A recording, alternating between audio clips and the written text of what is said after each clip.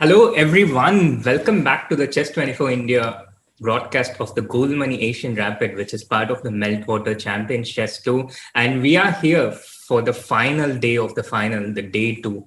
Today, we will know who is the winner of the Goldmoney Asian Rapid for sure, between Aronian and Artemiev, and also the third place between Magnus Carlsen and Ding Lijian. So this is Grandmaster Srinath Narayanan, and we already have women Grandmaster Keti Tsatsalashvili, who is giving me practice on how to pronounce Georgian names already. Thank you. Thank you for introducing me and my last name in a funny way. So this is the last day of the tournament, right? Very long tournament. I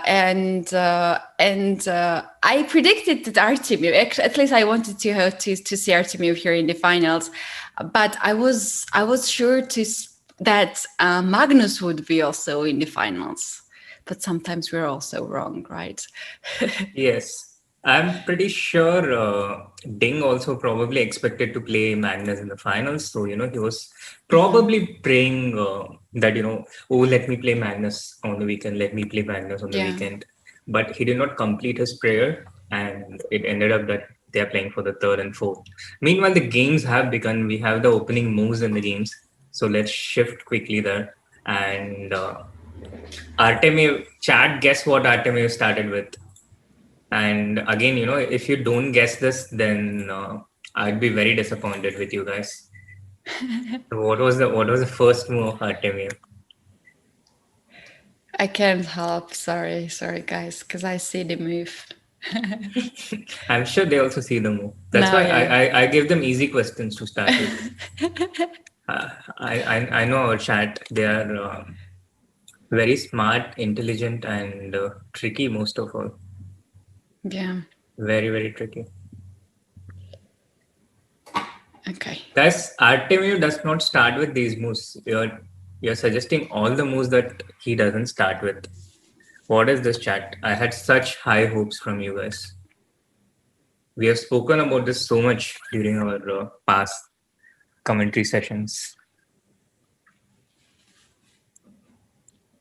Yes, finally, Kacham Chakradhar is right. Nishal also gets into the act, and it was one knight of three, d5, g3, g6, bishop g2, bishop g7, short castle, knight f6, and now c4.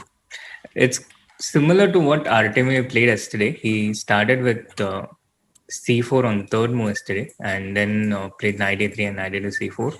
But if you play knight c4 on the fifth move, then it's slightly different that after d into c4, it's not so easy for white to make use of this knight a3 anymore.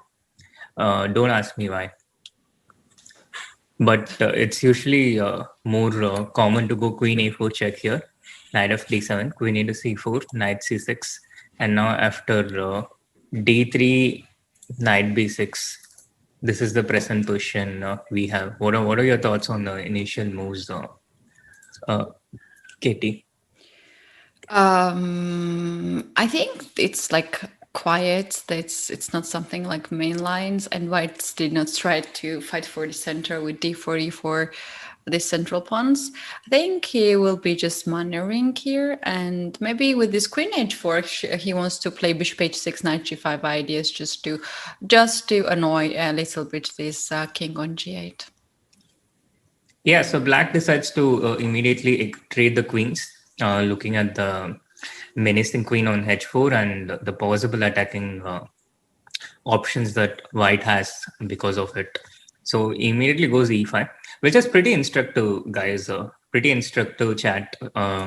Again, in these types of positions, when your opponent comes queen h4, you don't have to panic. You can walk right in with short castle. Now, honestly, how many of you, after seeing queen h4 here, would decide to castle short here?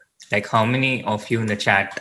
You can either say, yes, I would have castled, which you can write with just yes, or you can write no, I wouldn't have castled. Yeah, that's a good question. Like usually when we see queen there, we're just not walking with our king. But Aronian also made really fast this castle, right? Yes, indeed. And Katie, my dad, he's about 62 years old or Mhm. 63. He started playing chess a few months ago. He Really? knows how to play chess. Yeah, he knows how to play chess, Uh-huh. but he really started to try and improve playing chess a few months ago. Uh-huh. And he of course knows a few things about chess, having watched it for years. But he's still learning some of the things from scratch. And by the way, he also watches some of your lessons. By the way, the My basic lessons? lessons. Yeah. I once saw him Oh, nice. learning That's from so it. nice. That's so nice. I hope that he will be our next grandmaster. Like, he can break the record to be a grandmaster at the age of 63. Oh, we all wish. Yeah, But that's very nice. But what I noticed is, when his opponents come with moves like Queen H4, he immediately starts panicking Hmm. when something comes in front of his king. Yeah, So yeah, that's the reason why I asked our chat as well. They yeah. start worrying what to do against something like Bishop H6 here or Knight G5. So chat, once again, first question for you of the day. If White had played Bishop H6 here in order to exchange this bishop, then how should Black have responded? It's an open-ended question with multiple possible answers, but it's still interesting to get yourself into the game, get yourself into this game, Mhm. involved into this game, by starting to participate in it yourselves. Yes, And and we have Soumya joining us with Hey Katie, how are you doing? Hi Shri, hello chat. Very nice question there actually for the chat because there are many possibilities and I was engrossed in answering it myself. I like your outfit for today. Thank Looks you. It's a beautiful. sari. Yeah, I know, sorry. I know. So starting with the sari and ending with the sari, yeah, the first and last days. Yeah, I just thought we should end it well if we started it well as well. So that was the whole Wait, I concept. have a scarf as well. Can I do it as well? Oh yes. I'm not joining you guys though. I'm just letting you know in advance. Oh, Is it good? oh, it's beautiful. What do you think, Kat? Oh, so cute. That looks very nice. Oh, it's warm. Wonderful, wonderful. Thank you. In tune with the Asian, in tune with the Asian format, and we also have an Asian player, Ding Lijian, playing right till end. So we have had this Asian flavor throughout this event. Well said. Well said.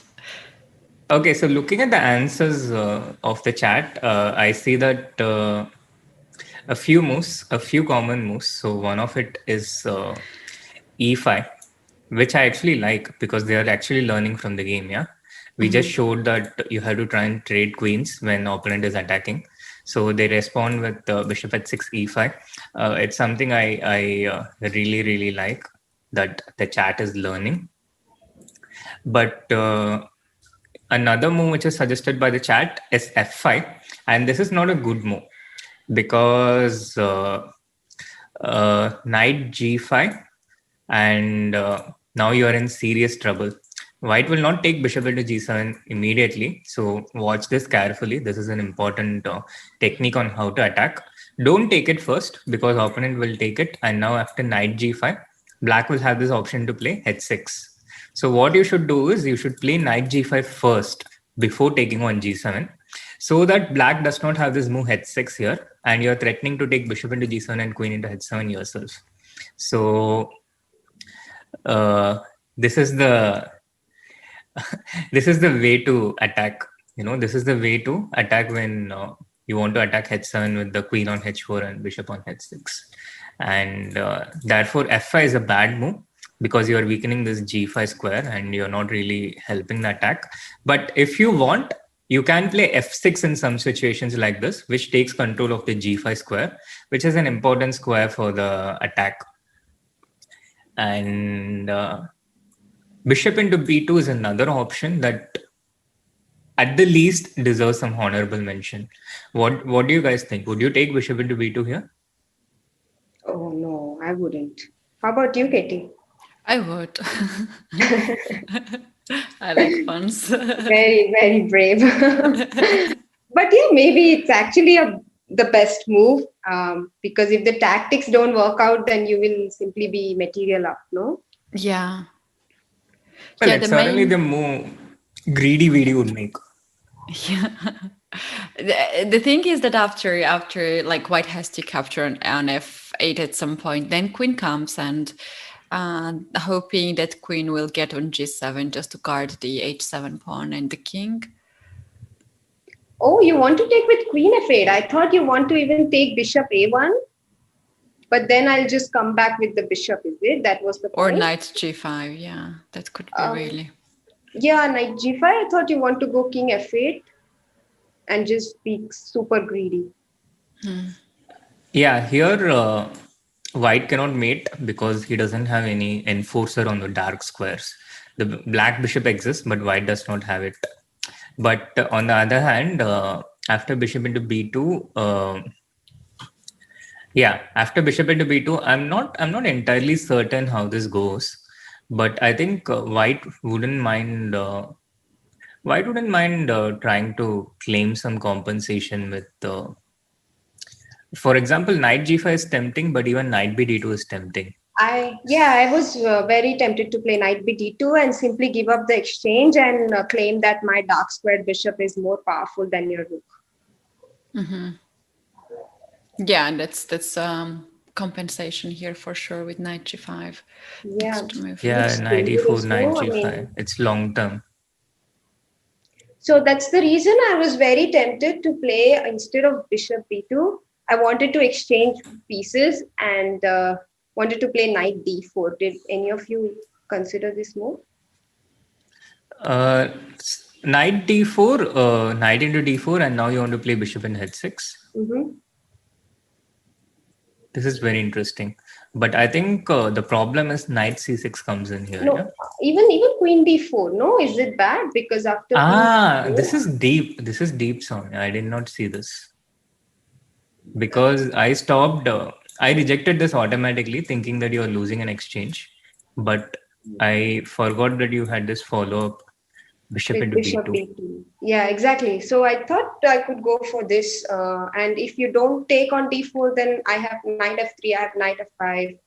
And yes, but I think this position after takes knight d2, it should be a bit better for white. This bishop is dominant against this bishop, and some knight e4, knight f6 coming in. I think this is slightly better for white. More development and add two pieces. What do you think? And what's the predictions for today? Do we predict something? Vidit is in the chat. Maybe we should ask Vidit to go first. By the way, I'm at least predicting a comeback from Artemiev and a tie break. That is my prediction for the finals. Because I was very impressed with the way he came back against Ding Liren, and I just feel like, he is this kind of person who, if he's pushed back, then he fights even stronger to come back and make it count. So I feel like he will definitely give a big fight today. Okay, Vidit is very sure in his predictions with Levon and Magnus. I'm pretty sure you don't conquer with that, because then we wouldn't see the tie breaks. Vidit says Levon wins easily. No, he doesn't only say he wins. He says he wins easily. Wow, and Magnus too. Interesting. Okay, meanwhile, while we discuss our predictions, another question for the chat, continuing on with yesterday. Now, what does this pawn structure remind you of? What is it similar to? White setup, this pawn structure, what does this remind you of? And what does it remind you of? What is it most similar to, which you may have seen or may not have seen? It's a tough question, but I'm pretty sure there is at least one person in the chat who knows the answer to this question, and I'm hoping that the rest will learn from it. And Arnav Nair gets it right immediately. Is it Right Dragon out and of the bat. Benoni is also an answer. King's Yes. Indian. King's Indian can be as well this pawn structure, right? And yes, King's Indian also, but King's Indian, usually there is a pawn on c2. So with the c file open, I think this is completely, in tune with the Sicilian dragon. Also people in the Chess 24 India chat on fire, Mihir Shah and Marianne Farms, Suraj, awesome stuff, all of you. Vidit says that Magnus was playing yesterday about 3 hours at Arena, titled Arena. He won like 22 games straight. At some point. I know. He was complaining about the schedule and how grueling it gets, in the Champions Chess Tour. And Magnus is like, I'm going to play till the last day of the tour and also play the arena. Like when it's never enough of chess. So yeah, true. Do you guys think, I think most people will say yes, but just to put out a poll out there, whom do you think is the fittest chess player ever? Fittest chess player ever? Physically fittest chess player ever. Yeah, it's a good question. Vidit? You mean the Cristiano Ronaldo of chess, right? Yeah? Like physically also trains. It's a great way to put it. The Cristiano Ronaldo of chess. That's a great way to put it. What do you think, Kitty? Let's ask the chat as well, and Katie and Steve. Yeah, as I already got the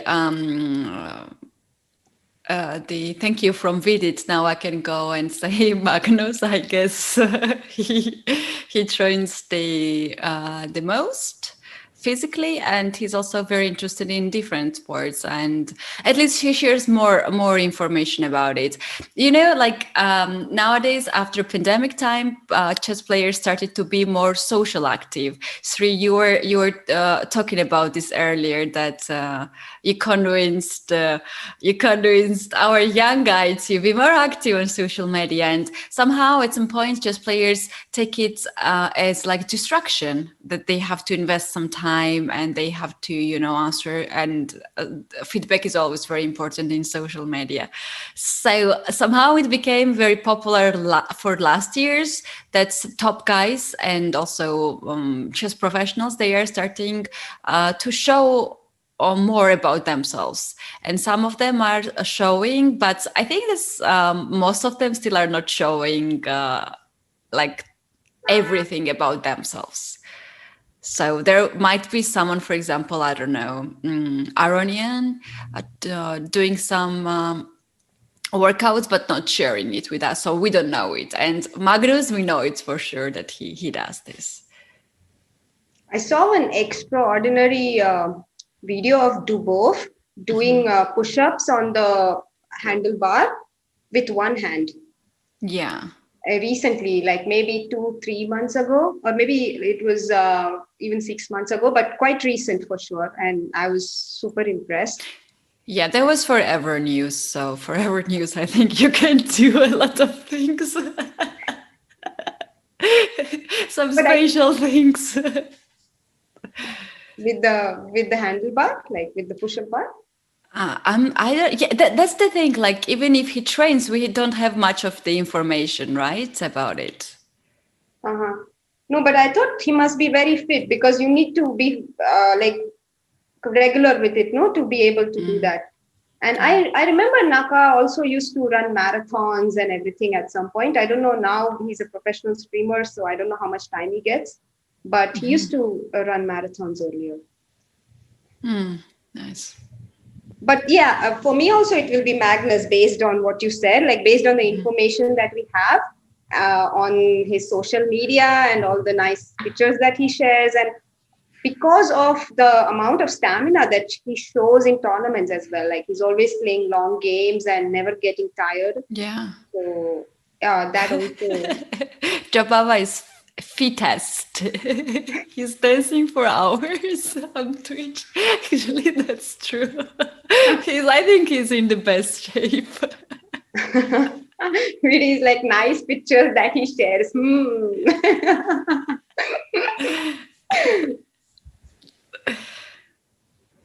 Now, who shares? Magnus, no, he shares a lot of. Yeah, true. Yeah. We have Loris Trent and Naka hikes. Yeah, he's sharing a lot of photos, like from different places that he hiked some place. Yeah. But guys, if we come down a bit from the elite players, can you guess how old Maurice Ashley is? Oh, I think he's around 50. What? Really?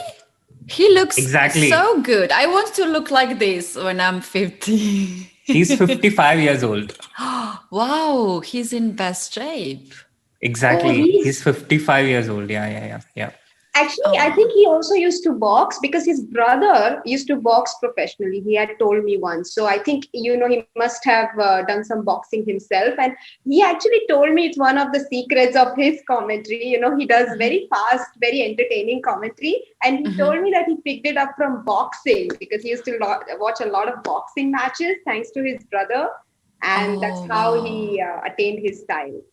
He's a very nice person. We're doing some watch party after the stream and we're watching boxing commentaries to pick up some ideas.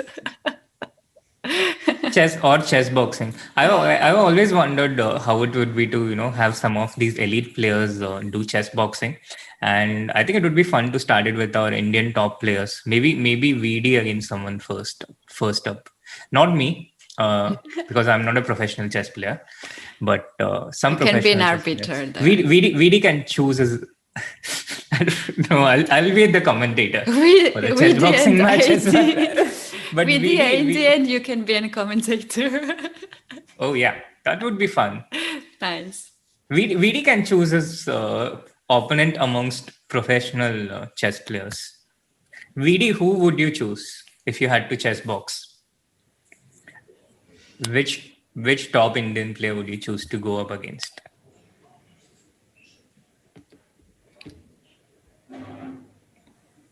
I don't think VD is this boxer kind of person, Like he doesn't give this boxer vibe. Like, oh come on, he just wrote "Who should be my punching bag." See, you don't know VD completely yet. No, I just feel like he's more of a sport athlete, basketball, badminton, which he does play, or even swimming. These kind of vibes I get. I don't get this boxer vibe from him. He's like, can I pick Anish Giri? Oh. Yes, you can. Nice.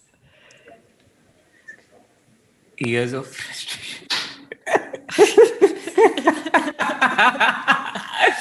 Oh my God. Let's go. VD versus we have AD, to screenshot this one for the history.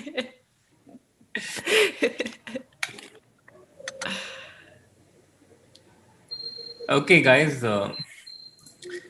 After all that chit chat, I'm also compelled to remind that we also have some chess games going on here. There is also a match. So this game between Artemiev and Aronian, I think Artemiev has a bit of pressure. Meanwhile, there's also a match going on between Ding Liren and Magnus Carlsen. It's a pretty simple story as far as this match is concerned. Ding started with d4, Magnus started with knight f6, Ding continued with c4, Magnus played e6, and now Ding played this winning move, killer move, 3g3, and this gave him an advantage in the opening. And he has never lost it so far until the present position that we have right now. I'm Catalan player as well, 3. Oh, awesome, Katie. Yeah, you're a woman of culture.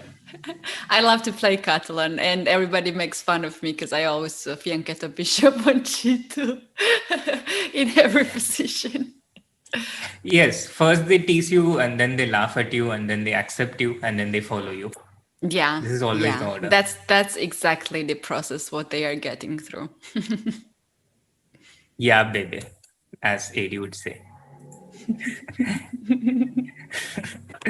So it's an advantage until this point. You see what the advantage he got on the third move. It has stayed till the 28th move, and now it's a question of whether white will win or make a draw. So this is exactly what happens when you start with this opening. Bye, VD, and hopefully see you soon again. Oh, it was yesterday or the other day maybe. Like I just came after the other commentary, and you were talking about energy bars. And Vidit said maybe Sri really need some energy bars. Yes, VD always loves And I was bullying me. like, And I oops. let him do that because, he has to get his frustration out somewhere from all the bullying he gets from Anish. So, who else but us to help VD? Oh no. Oh, I actually, by the way, did we discuss Ding versus Magnus and how fabulously Ding has played? I mean, what a beautiful position on the board. Knight on c7, rook on c3, the pawn on d5 is a passer. I don't know, and I actually don't care what is the evaluation of the position according to the engine, because this looks so great as white, no? Yeah. Yeah. That's a good point. Here, I would be only worried about this plan from black h5, h4 to open up the h file and then king g7, king h8. I would really watch out that plan if I were white. Oh, absolutely. But the rook on c3 and the bishop on g2 are such fantastic defenders, because the rook on c3 guards the third rank. So any kind of g3 after h4 will always be met with rook into g3. And the bishop on g2, on the other hand, guards the h1 square. And like they just do such a fantastic job of guarding, defending their king, and also improving, the rook on c3 also protects the knight on c7. So I really like how white has placed his pieces. Yes, when you start with this opening, what's there not to like, Soumya? Yes. I only heard the more Catalan part, and then I thought, okay, time to take a break, maybe make some changes Some things in never my have a break. Catalan, no? Do you think that the time here, which will be decisive for the result, because white is down to 3 minutes, and there's like 10 minutes difference on the clock. Oh, yes. Oh, 13 minutes yeah. for black, and white has only 3 minutes. What was that about, Sri? Like something happened? Yeah, it seems like the Catalan lifetime reporter flashed on the screen for a few seconds. Oh, nice.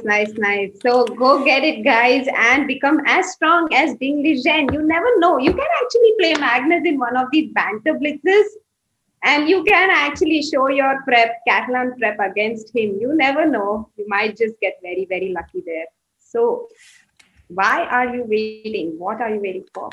Oh, Sri, Yes. you look really athletic here on this photo.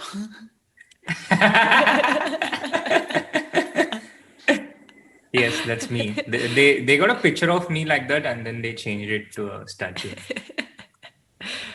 Very impressive. You can use it as your profile photo, like just cut a little bit. Hey, by the way, there is some very exciting action in the other game. Something has happened. Once again, there is a 10-minute advantage for black here, but something has happened here. Look what Artemiev did. He took knight into g5. What? Oh wow. What happens if pawn takes? Yes, that's the point. And now rook into e5, bishop g4, and now don't ask me what happens, because you're Take the on. sacrificing people here. You're the people who love sacrificing among the panel. So I'm I think hoping to you can tell me. To take on c7 and then to take on g5. Yeah, I also imagine that this would be his idea, but I'm not sure if he thought this through, because now bishop h6 attacking the rook. The rook has only one square to go to, right? Because this is covered, this is covered, this is covered, this is covered, this is covered. So you can only go to e5.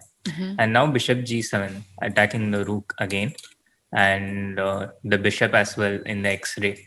And I don't see how white can respond against this in a way that he doesn't lose anything. I think, in fact, what white missed was maybe this line that you are showing on the board, or after bishop g4, h3, and now as well bishop g7. So this bishop g7 move was being missed, and finally Artemiev goes for rook into e6 and rook f6, deciding to play this position. But again, the c3 bishop is lost. No, rook f3. Oh, rook f3. How did this come? So rook into e5, bishop g4, and he took rook into e6. Very interesting. Very interesting. The knight on e6 was supporting this rook on c7. So he takes this, black takes the rook, and then white inserts this check and then takes back the rook, the intermezzo. And now after bishop g7, the same tactic, but after rook f3, Artemiev loses only an exchange. He's not losing a piece. And what is your evaluation of this position, Soumya and Keti? And black to play, what do you do now? I see something very interesting and exciting for black, but I don't know if it works. Yeah, it's certainly worth consideration. I actually thought it works, but he didn't go for it. He went for bishop f3, but I like this as well. For example, bishop f3, bishop g7, and now simply bishop g4. Why not? Why not? Yeah. With the idea to play rook d1, but I know what you're looking at, so maybe we can show that line to the chat before the game goes ahead. Yeah. So we were thinking about this rook d1. Yeah. With the idea of bishop h3 and keeping this threat on. And at least you two were thinking about this. I did not see it. No, but it's so hard to meet this threat, because now, for example, bishop g. No, but the problem is bishop b4 check. Right. But guys, how about rook e3 check and king g2? Yeah, this also. Yeah, the idea with king g2. Essentially, king g2 after a check, after a couple of checks. So. Wow! Look at the on position the board. Look at the position on the board. Pawn into a7, bishop h3, and it's checkmate. Even though white makes the queen, black will give checkmate. This is so pretty. So actually, white has to play king g2 here, right? Yeah, white has to play king g2. And now after a into b6, now white has to try and exchange these two pawns, because pawns on the same side easier to play for white. Pawns, if they're scattered around, then the rook is more mobile. It can go to more places faster. So yeah. You know what Artemiev was thinking about? He thought for a few seconds before king g2. I think he was thinking where he can insert bishop f8. Vidit misunderstood us. But Soumya, you go ahead. It's too far back to rewind. I just saw Vidit's chat though. I think what Artemiev was looking at, instead of 40 king g2, was bishop f8 check, with the idea that after king f8 you have ba7 and bishop h3, and you can make a queen, and maybe he wins the rook in some checks. These were the tactics he was looking at.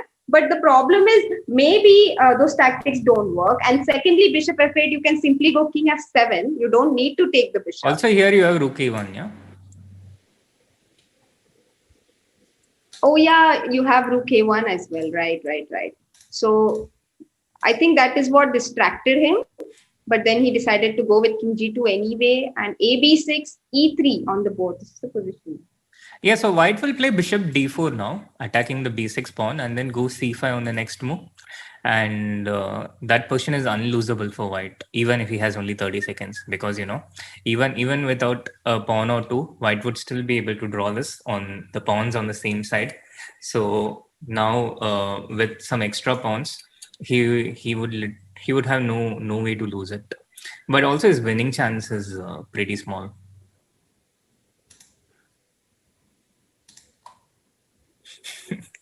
Someone is saying Soumya is looking like my max teacher on PTM.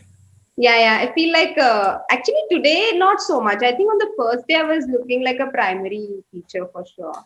Today also, I don't know. Maybe some maths teachers look like that. By the way, Soumya, look at this Chess 24 India chat. Yeah, they are so knowledgeable. Pulkit Rati, Mihir Shah, they all immediately knew we were talking about Rook D1. It's Yeah. I'm really happy with this chat, which kind of grew up in front of us. Yeah, the last few months. I think Srinath looks at all chat like Nihal, uh, Arjun, and Divya, like as if they are his students, oh, they have grown up in front of me, as this feeling. It's sweet, very sweet. So, oh my God, I think Ding versus Magnus is also very interesting. They have reached this queen ending, and I'm not sure if it's winning anymore. I mean, white is a pawn up, but black can probably hold this, no? Or is it winning? No, it's definitely not winning. So what you're saying is true. I think that's about 30% chances of white winning and 70% draw. What do you think, Katie?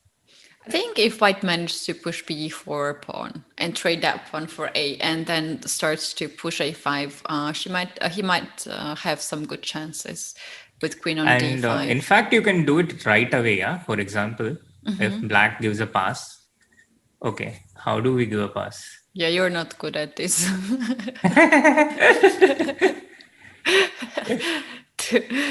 Something with there should be an option to. Did Aronian just trick Artemiev by trapping his piece? This is exciting, no? Both the games. It's difficult to stay on one game.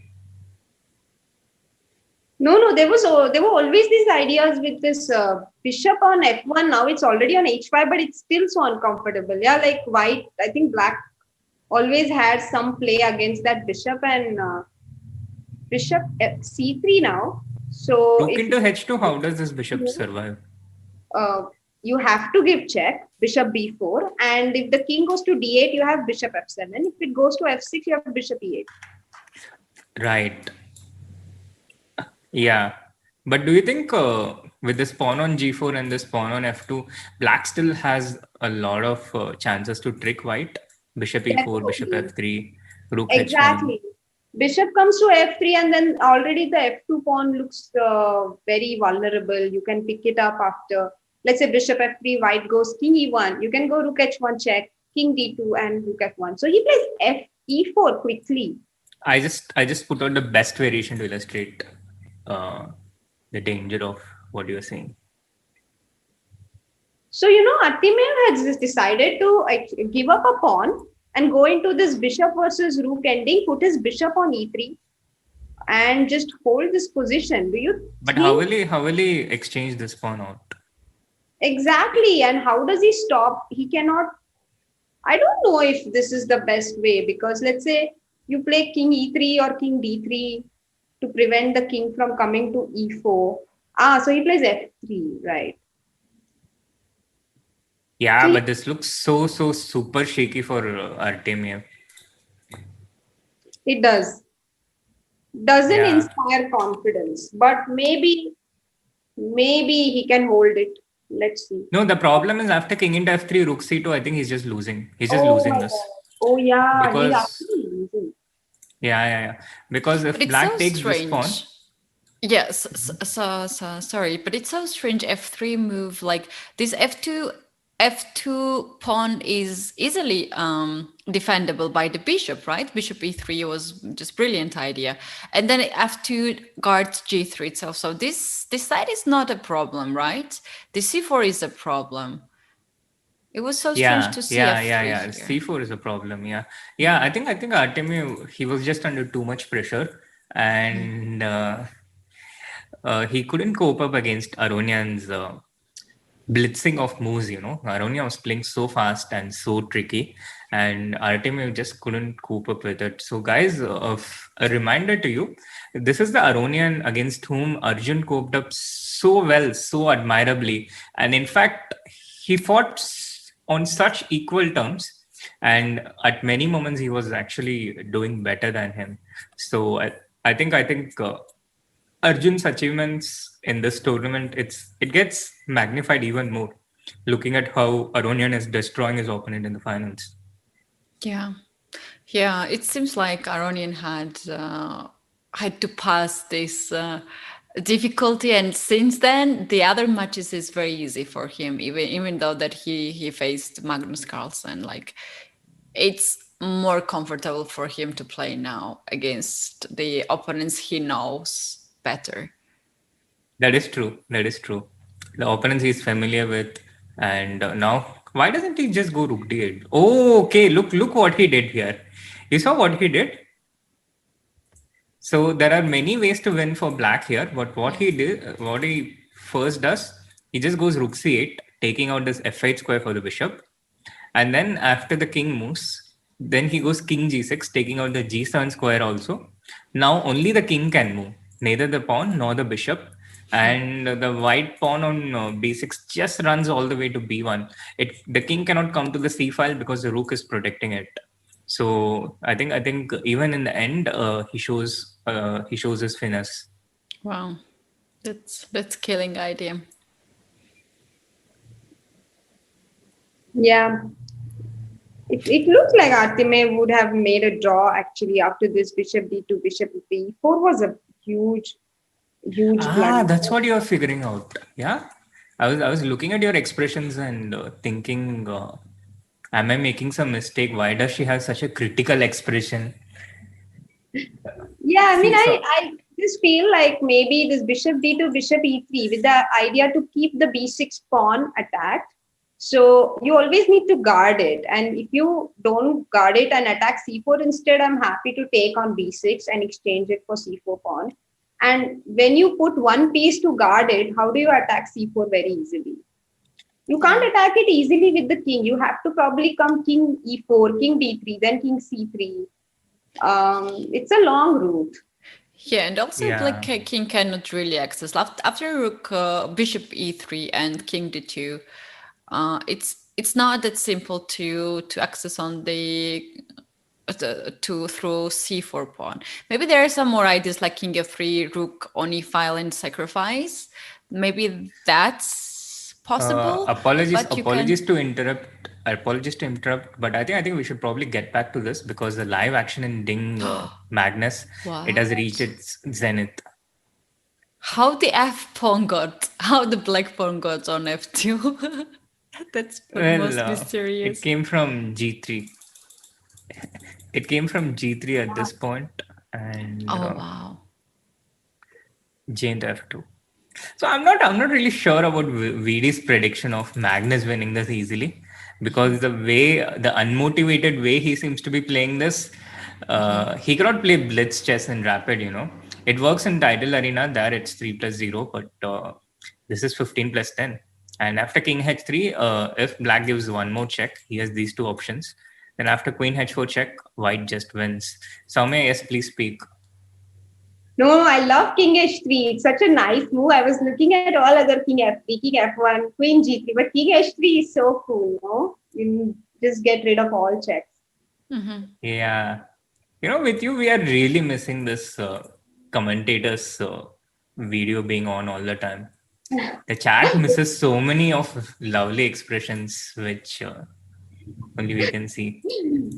For example, right now, Chad, after he played king h3, I had my mouth fully open. I was so impressed.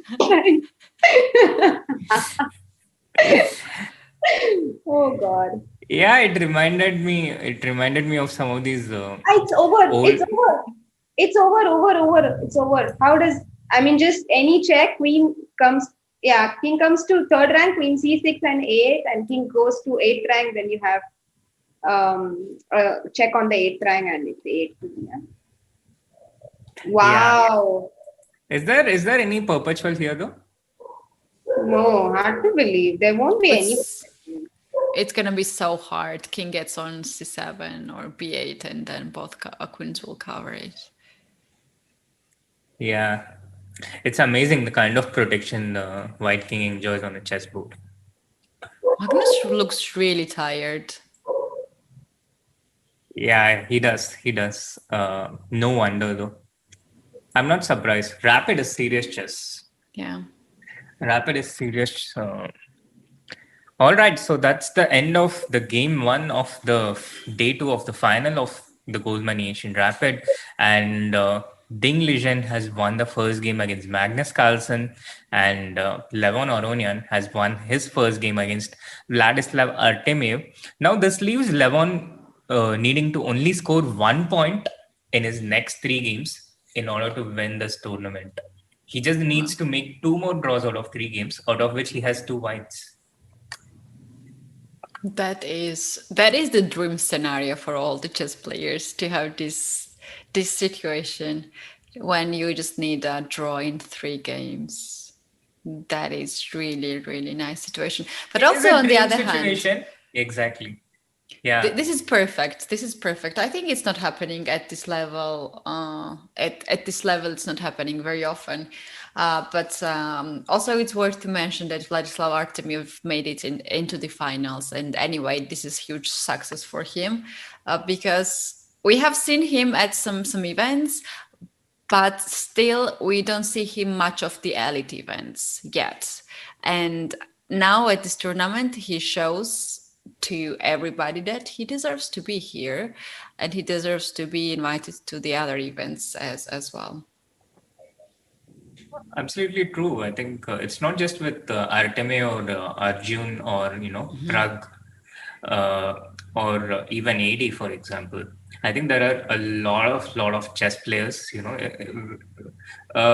If they get the opportunity to play more at the highest level, I think if they just get more chances, they really have that capability to show that they belong there. Yeah. I So, totally agree. And actually, Katie and Sri, I was thinking about this, like this year in the World Cup, they have increased the number of spots for players. Yeah, earlier there used to be 128 men players and 64 women, but now they have increased the number of players because some of the players get a bye in the first round, and so they directly are qualified for the second. And I think that's a great thing because now more players get opportunity to play in the World Cup, to be part of the World Championship cycle. Even the FIDE Grand Swiss that they will be conducting in October, it is a open tournament where, of course, you need to be in the World Top 100 to be invited, and there will be some wild cards as well. But still, I think these are very good initiatives because this way more players get a chance to be invited to strong tournaments and play against strong players. And if you can perform well there, you immediately get noticed. So these events are really amazing, and many more players are being noticed and given more chances thanks to these initiatives. absolutely, not just with the World Cup cycle or the World Championship, but also in the Champion Chess 2 cycle, anyone had the opportunity to get here, It could have been me, it could have been you, it could have been Katie. Everyone had a Why you qualification stopped cycle. for so long when you were saying Katie? You were not sure. Because you're not part of the Indian Championship cycle, and that's What? not I'm yet, trying my not yet at best. least. You need to be a bit stronger in Hindi. Yeah. But yeah, but yeah, I think there were other qualification cycles, and not just us, but anyone in the chat, because we started with the Vidit chess tour in the end of February, And there were 8 qualification tournaments. The top 2 qualified to the knockout stage of the Vidit Chess Tour, which was won by the Gukesh. And he qualified into the top 8 from that, qualified into the Indian qualifiers for the Champion Chess Tour, out of which we got 2 new people, Adiban and Arjun Erigaise. So anyone could have been part of this Champion Chess Tour. It's not just for the elite, but it's completely democratic. And I think Chess 24 has done an amazing job in enabling this to happen. Yes, and somehow these generations are getting under the shadow of the elite players because they are not getting as much chances. This is happening also in Georgia because there are strong players. They are, of course, and they deserve to be at the places where they are. But somehow the new generation comes and they are just under the shadow of big names, and then at some point they lose the interest to be involved in chess because we invest so much time, we invest so much finances to train, and when you don't see that you are getting back as much as you are investing in, then it is just very heartbreaking for many. And that's mainly the reason why people are not going and why they are switching the profession.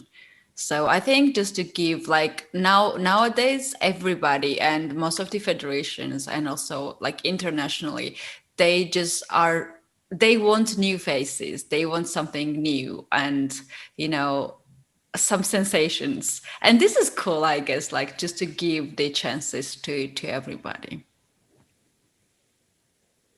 True. Yeah. Absolutely agree with you, Katie. Absolutely agree with you. We all want new Katie, faces. I wanted to ask you this from like the first day that we have been commenting together. Georgia has an amazing tradition of women chess players, such a formidable women's team for so many years.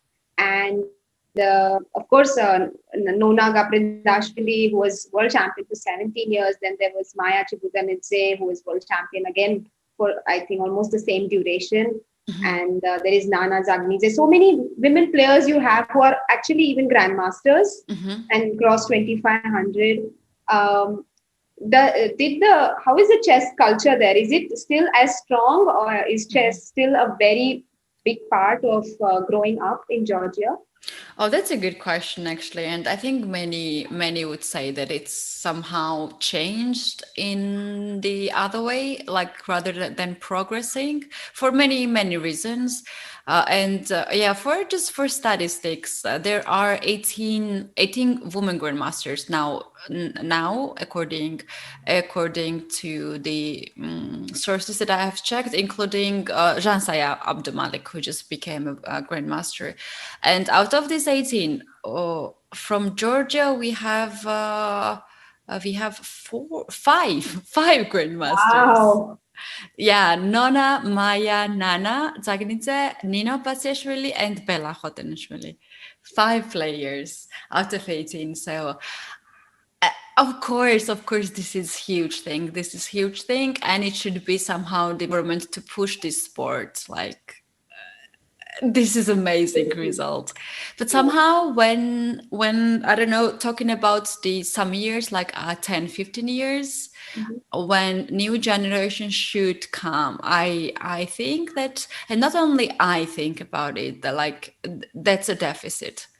That, for example, Indians don't have this deficit for sure, and we really have it because we have lots of talented girls, and it is so hard to play like tournaments.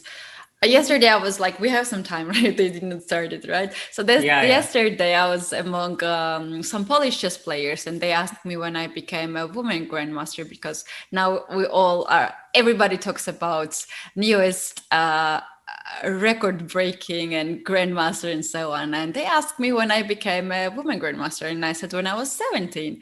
And they're like, okay, that's not like, wow, that's normal thing. like, Wow. and I know it too because I had only 2 international tournaments per year. So I think I did my best. Like every Yeah. time I had a chance, I did my best. So you can't ask to be a grandmaster when you cannot do it. Like you cannot achieve this title at the junior championship, right? You need flags, you need norm title players. So yeah, we're also like don't have much of the strong events and all open events in Georgia, and that's also an issue. Like young generations cannot show their best, and they cannot travel alone as well. They are just young, and it's up to the finances as well, and they need invitations and all these things. But was there a surge in interest, maybe not only from public, but also from sponsors and all the federations, organizers after the World Cup and the Olympiad was organized in Georgia in 2018?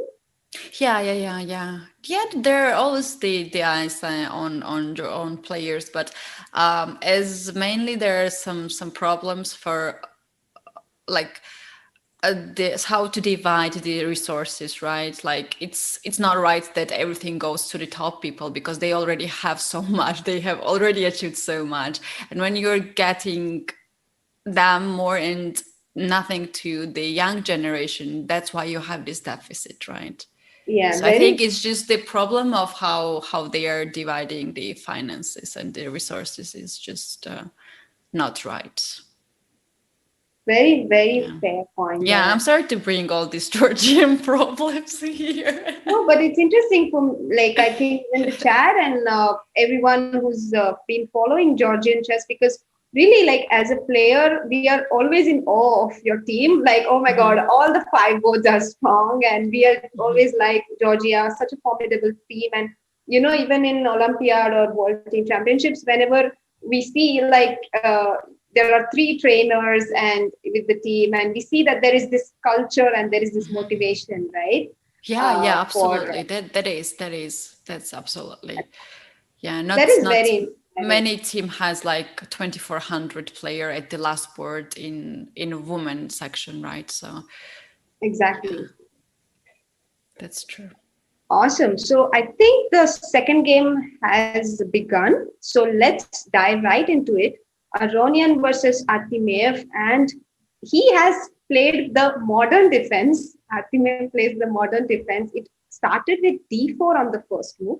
Artemiev replied with g6, and here, of course, for c4, black can play bishop g7, knight f6, or c5. There are many options, but white instead transposed to the modern defense by going to e4.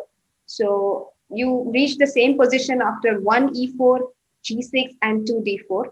And after bishop g7, knight f3, one of the best ways to counter modern. The other way is to go knight c3 and keep the option of playing f4 open. So white goes knight f3, d6, and c3. Very solid system here chosen by Aronian.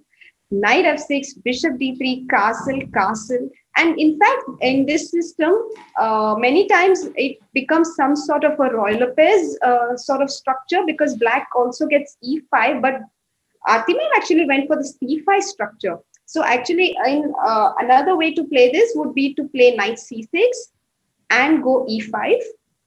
But Artemiev decides to be aggressive because he wants to keep his chances, right? He lost, he's down in the match. He has lost the first game as well. So he wants to play dynamically and play c5. Yeah, Artemis certainly needs to get fired up because he needs to win at least two of the next three games.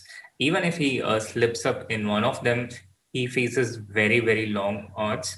So I think it's already very difficult for Artemiev to get back into this now.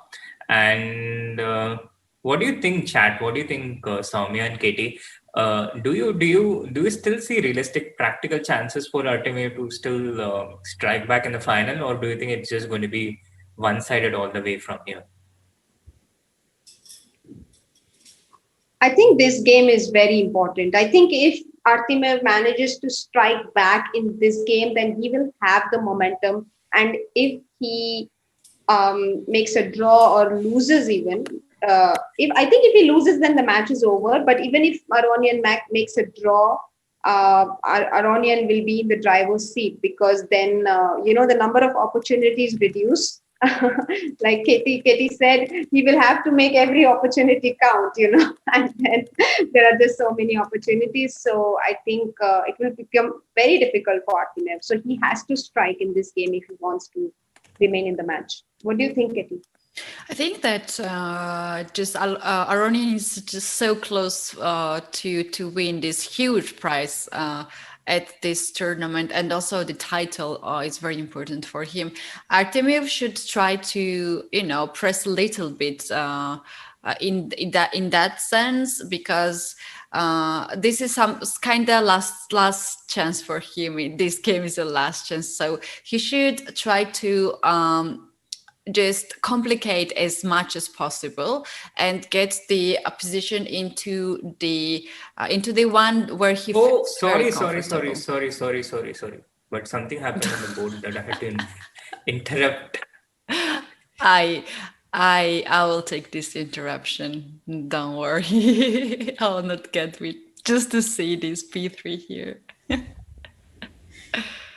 Wow. I think Magnus sees this courses for free, right? He has an access for all. Yeah. He has access to all of it for free. No, but I think I really don't think he would have.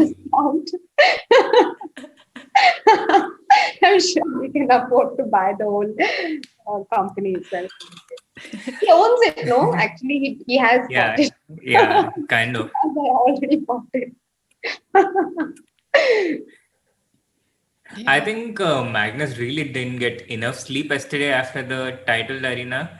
And guys, when you don't have enough sleep, your brain doesn't quite function the way it should be. And here we see the result already. We saw that in the first game, and now we see it in the second game as well. But sorry, Katie, please continue from where you left. Sorry to interrupt. Yeah. Oh, Magnus is eating something. What he is really eating? This is not noodles. He changed the menu as well. Yeah, he doesn't look good today. Yeah, he really looks sleep deprived. Yeah. Yeah. We should get the screenshot of his expression with 1B3 position and do a statutory warning out there. Like how they put. You think it's ice cream? I think it's ice cream and brownie fudge and all this. Interesting. Oh, that's what you are. That's what your expression was, huh? I thought something happened on the board. One. Chat can guess what it is. It looks really yummy. But guys, let's quickly shout out the evil idea of Srinath that we just ignored. He just asked, let's go back at the move 1, B3, and then please screen Magnus' face and B3 together. That's how I heard it. Yeah. Let's get this screen grab, guys, and let's show the world what happened. What state you need to be in order to start with 1B3. Yeah, talking about Artemiev, I think he has to complicate now. This is the last chance for him, and he has nothing really much to lose, because I think not many people could predict it that Artemiev could make it finals. So, and even himself, maybe it's something that he did not plan to achieve at this tournament. Yeah, to be more realistic, when there is a current world champion at the tournament, you don't really count that you will get just in front of him with the points, right? Yeah, so true. Yeah, true. I hope that he will somehow at least will enjoy with this game and with the final games at this tournament. Yeah, but what has been surprising about the final so far is the disparity in speed. Yeah, how quickly Aronian has been playing and how slowly Artemiev has been responding. What are your thoughts on that? Both Soumya and Yeah, Katie. that's No, yeah, I think that's Aronian has been playing fast from the first day of the CCT. So I think this is just his match strategy, in this tournament. Like he doesn't care as much about the tournament position on the board as much he cares about the position on the clock. It's just a higher priority for him in this tournament. That's what I feel. Right, and Katie. yeah. I think he already passed the hardest phase of the tournament, and now this is easier for me. It looks like it's now easier. The way Are he are acts, you the way he referring to the plays. semifinals or the quarterfinals when you say the hardest part of the tournament? For him, the hardest part was way much earlier than the finals. I think so. And now, when he's already in the finals, he's very confident in himself, and this is also visible at his choices and at his moves, right? Yeah, you Yeah, make a good point there, actually. Yeah, he actually was a more, I think, a little shaky against Arjun, for example, because he did not know what to expect. That was one reason. And Arjun was putting a lot of pressure on him. So he was a bit shaken by that as well, at how motivated Arjun was. He even mentioned, yeah, in his post. Exactly. That's how I felt. Just to watch the camera, how relaxed he is after that match, and how stressed and focused he was. Like, you don't want to lose against the lowest rated participant of the tournament. Like, we're still chess players, and we know how it feels. You just don't want to do that. Yeah, You super might fair. lose it later, but not there, because you are somehow think that you are losing some respect or something. I don't know. This just works in that way. Yeah, and yeah. overcoming Magnus was also a huge confidence booster, I suppose. Even though for him, he has, I mean, at their level, I'm sure they have beaten each other and everything, but still, it gives a special kind of confidence to overcome Magnus in the tournament and then to reach here. Yeah, I totally agree with what Katie said, that this is probably the easier part of the tournament. Yeah. Very, very interesting.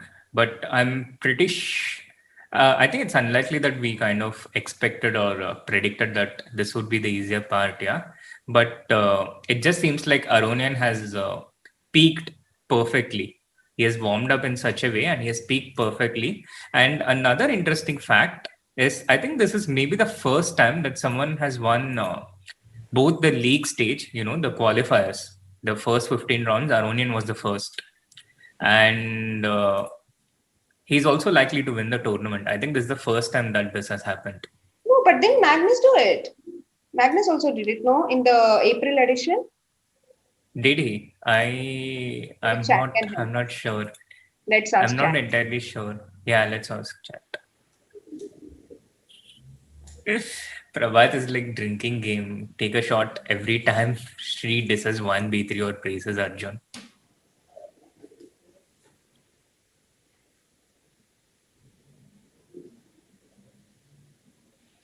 Guys, what about this position? Who stands here better?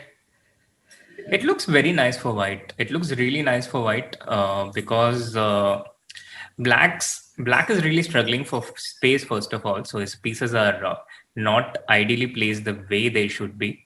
Second, it looks like black has this nice central control. He has this pawns on e5 and f5, but in reality, these pawns are actually more fragile than actually controlling something. So after bishop g5, white's immediate threat is to go knight h4, queen to h5, get this f5 pawn attacked, put pressure on this. This f5 pawn in particular is very, very, very vulnerable. With e4, black attacks the c3 pawn as well as the f3 knight, but white has one simple move which takes care of both the problems. Now, the drawback of this one simple move is that this loses the d5 pawn, But white will be happy to give this up in order to take the f5 pawn, because it gets this knight onto f5. It weakens the e4 pawn. It attacks the d5 knight, and it also allows white to get queen h5, knight e7 check, and all kinds of threats. So knight d4, and we actually might see a very, very early finish to the final if this happens. I think the finals might end in just 1.5 hours. How Because about Aronian, 95 here? 95 with idea to get knight d3. yeah, 95 is certainly a possibility, and this is probably what Artemiev has in his mind. So knight e5, maybe the line continues with queen h5. The rook is hanging, so I think bishop d7 should be played. Yes, but the problem with bishop d7, I think you lose a pawn on f5. Bishop into e7, rook into e7, and knight into f5. And the problem with losing the pawn on f5, you also lose the pawn on e4. It's a buy one, get one free offer for white. Yeah. So I think you have to play rook f8. And Soumya, you can tell us what you're smiling about. I'm just chit-chatting with the chat, so just, yes, let's get back to the games. It's always nice to talk to the chat in between and see what they're talking about. True. But we are missing your attacking. Okay, look at what Aronian has played. He just ignores this pawn on e4 and plays this super strong move, which is also the first move of Stockfish, by the way. Killer move, knight g3. And he played it in just 95 seconds. Wow. So strong. Nice. It's already better for him, is it? Or is it complicated? Because I like this position as white now, the more I look at it. And also, black's position is very cramped, no? All his pieces are still inside. Yeah. White is crushing black. White is just crushing black in that position, in this position. And what do you guys think? He is it his home preparation, this position, the ideas, or he just find this move on the board? Knight g3, I'm certain he found it on the board. He couldn't have prepared for 18 moves in this obscure modern variation where black could have played 100 different things. Yeah, I also don't think so, because already, Katie, this sixth c5 idea is not that popular in the modern against this c3 variation. Usually black goes knight c6, e5, he tries to go bishop g4 if he's allowed to do so. So c5 is just not the main idea in this line. And black then played e5, b6. So white's moves were very natural. I think he just, Aronian just played natural moves and got a good position out of the opening. That's what happened. Yeah. All his moves are just very natural. So f3 taken, and Katie, the thing I always repeat in our Chess 24 India broadcast, in such positions, I would so happily tag Soumya into such positions, and she will find mate within the next 10 minutes. You know how to use this strong weapon, right? Yeah. So if I was playing a game, a tag team chess match with Soumya, I'll just try to get a position where all my pieces are paying attention to the opposition king, and then I would just tag her in, go get some coffee or a milkshake, and when I come back, the opponent is mated. But look at how much Aronian is enjoying himself. He took knight into f5 within 37 seconds. I mean, he's just enjoying himself. He's like, oh my God, I'm having the time of my life. And didn't even bother to stop and calculate much. Just going for it. Yeah. He says that after knight takes f5, there is rook e8 and the king is exposed. E5 is controlled and many pieces are hanging here. And he just goes immediately with that. Yeah, and let's just show chat what happens in the variations here. Yeah, maybe let's ask chat, what if knight f8 in the first place? Now what do you do as white? White to play, and how do you win more material? So this is the first question. But the But game I is really don't. moving Yeah, very fast. So we don't have time to take questions. Maybe after the game is over, we can do that, and let's just see the live board, because I think it will be over very soon. it will. It will. True. He took rook into e5, and now Yeah, d6. This is six. the position we have. Now So, even guys, if Aronian wins this game, they will not play the final game. right. I think it's the second game, and if he wins this, he won the first game. So he would have won two, and the match can maximum be drawn. And since he has won the first yesterday, the first match yesterday, he will just be. Yeah, it's kind of like how you win the first 3 sets in a tennis Grand Slam match. Yeah, then you don't need to have fourth and the fifth set. Okay. Soumya? Yeah, totally winning for white. No, now bishop e7 is easy way, I guess, because after rook e7, pawn into e7, maybe black can take queen e7, because after queen d1, rook d1, you are also threatening rook d8 next. I think there are so many ways for white to play this. Even queen f3 is a move that came to my mind. He plays queen f3, yeah, because a8 rook is attacked and queen f6 is threatened. Oh my god. There is a checkmate after queen f6. By the way, let's say black plays rook b8 here. White can play queen f6, king g8, bishop h7, king h7, queen f7, king h8, and bishop f6. Beautiful checkmate. Beautiful. I You did saw not it see after this. bishop h7, right? Yes. One rook and one bishop down, but nobody cares. Beautiful. Yeah, true, true. Beautiful indeed. Beautiful, beautiful way to finish. Beautiful way to win the Goldmoney Asian Rapid.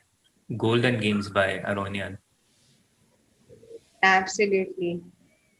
A Oh, performance worth its weight in gold.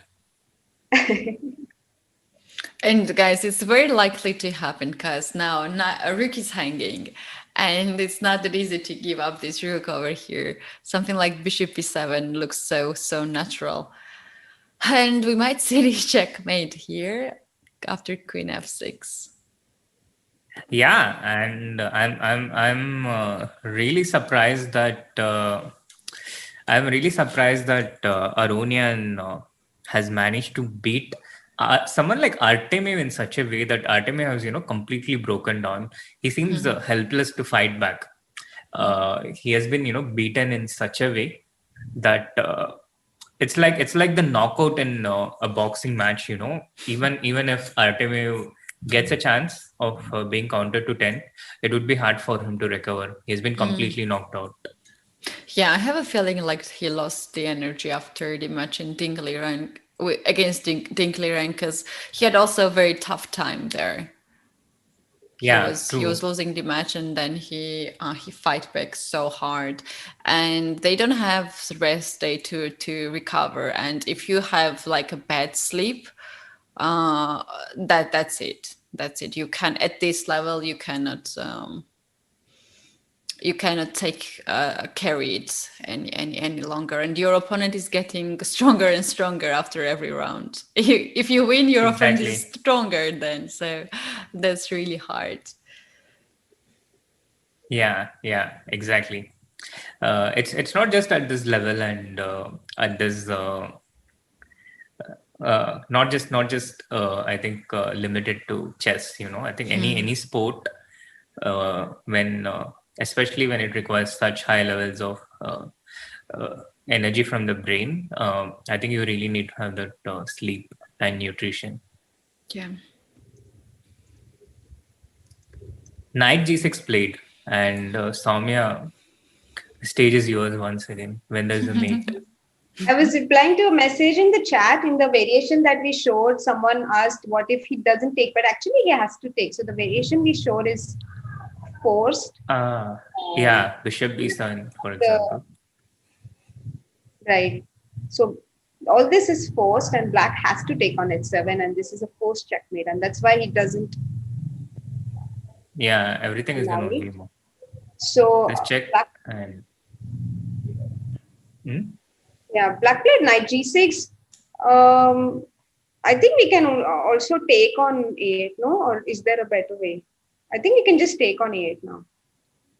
Oh, we can also no. Taking on a8 would be the best way, I think, because let's say we play queen f6, king g8, bishop e4, trying to be very smart. He can play bishop b7, and that might backfire. We can play yeah, queen f6, king g8, and bishop g6, but then again, black can play rook e6, and again, it is not clear. Maybe black is better there as well. So just better to take on a8, I guess. take on 8. And what is your recommendation, Katie? Okay, to take on a8 now, there will be bishop b7 and some counterplay, right? After queen c6. Yeah. There will be some counterplay. Although after f3, it all gets. If you mouse flip like this, you get mated though. This can happen in online chess. Yeah, He took f3 and rook on a8. Oh, That's exactly what happened. yeah. Rook a8. We'll see the answer to this. But d7 should be the move here. right. D7 is very nice, no? Yeah. After rook 8. And if you don't play rook 8, white is already threatening b5 or bishop e4. Two options. Bishop e4 kills immediately. So black is totally busted. Oh, we have this position actually. We have this position. Queen is already on a7. Yeah. We do. And now if queen c6, then f3, and now rook a8. I think d7 is one of the simple methods, and b5 is also an option here if you want to keep this pawn, which is so advanced. Oh no! Black wins here. Oh, queen c5. Black wins. Yeah, black wins here.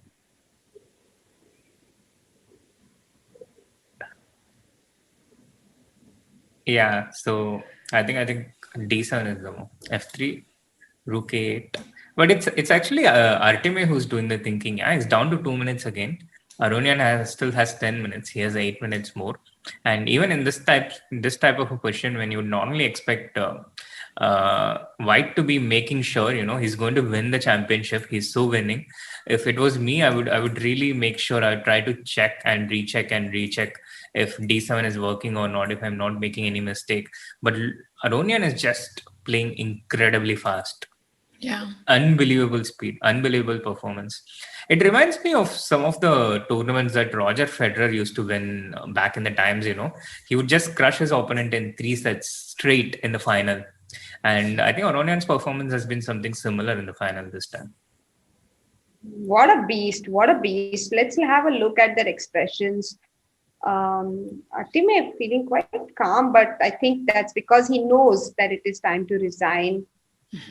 Oh my God. The game is going on, but he knows that he's lost actually. Yeah. And he can't also find any counterplay. It's so hard here to find any kind of counterplay. Yeah, I think you just play a bit out of inertia, like the twitching of muscles, even when someone is no longer alive. It just goes on for some time. You're not really into the game, but you still keep going out of some inertia. It lasts for some time, and then you finally find the resign button. If your opponent doesn't give you any more chances, sometimes you do come back from the dead, though. Yeah. And here we had the headshake of Artemiev. He knows that it's not going well for him, and kind of tries to recall the variations. And also, like when you have this kind of situation, when you're losing, you also think sometimes that maybe it was not the best decision, the opening that you choose, and you could choose something different. I think Magnus certainly is thinking that. I don't know about Artemiev though. Yeah, You that's know what I'm I do talking about in sometimes this game. when I still have time, when I don't want to resign, I'm thinking like I could play some other opening. No, I mean the opening that Magnus played, even if I was winning that game, I would still be thinking the same. So a king g8, and actually he can take on b7 now. He can also give a check on d8. Chat, how would you finish black off from here if you were Aronian? This is your chance to visualize yourself in Aronian's place and imagine you're winning the CCT with this sequence. How would you choose to finish? It's actually an option. It's like a buffet here, you can choose from so many different options, and you can choose whichever one you want. And let's see if Aronian has already taken queen into b. I really don't think we should be asking chat questions about what Aronian will play. I think it's wiser to ask questions about what Artemiev or Ding will play, because Aronian and Magnus, they're not going to give us chances today. Yeah, they're playing too fast. Both are blitzing different boards. By the time we finish asking the question, they already have made the move.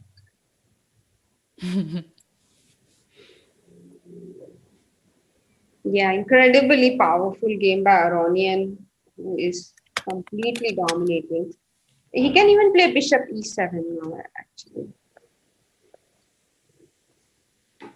Wow.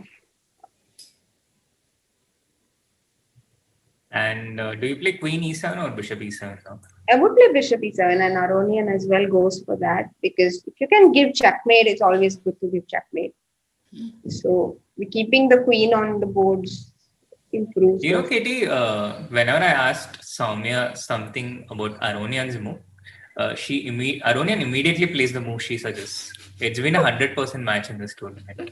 He has won the game and the finals of the Melbourne Champions Chess Tour Asia Rapid Cup. So Aronian wins it so convincingly. He won the first match, and today he just crushed Artemiev with 2-0. Wow. Huge congratulations.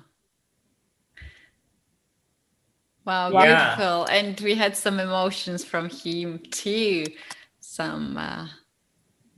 We did? He gave reaction. Finally, we got to see his reaction. It was already. Wow. Yeah. You would have to rewind a bit on the stream to get back that. Yeah.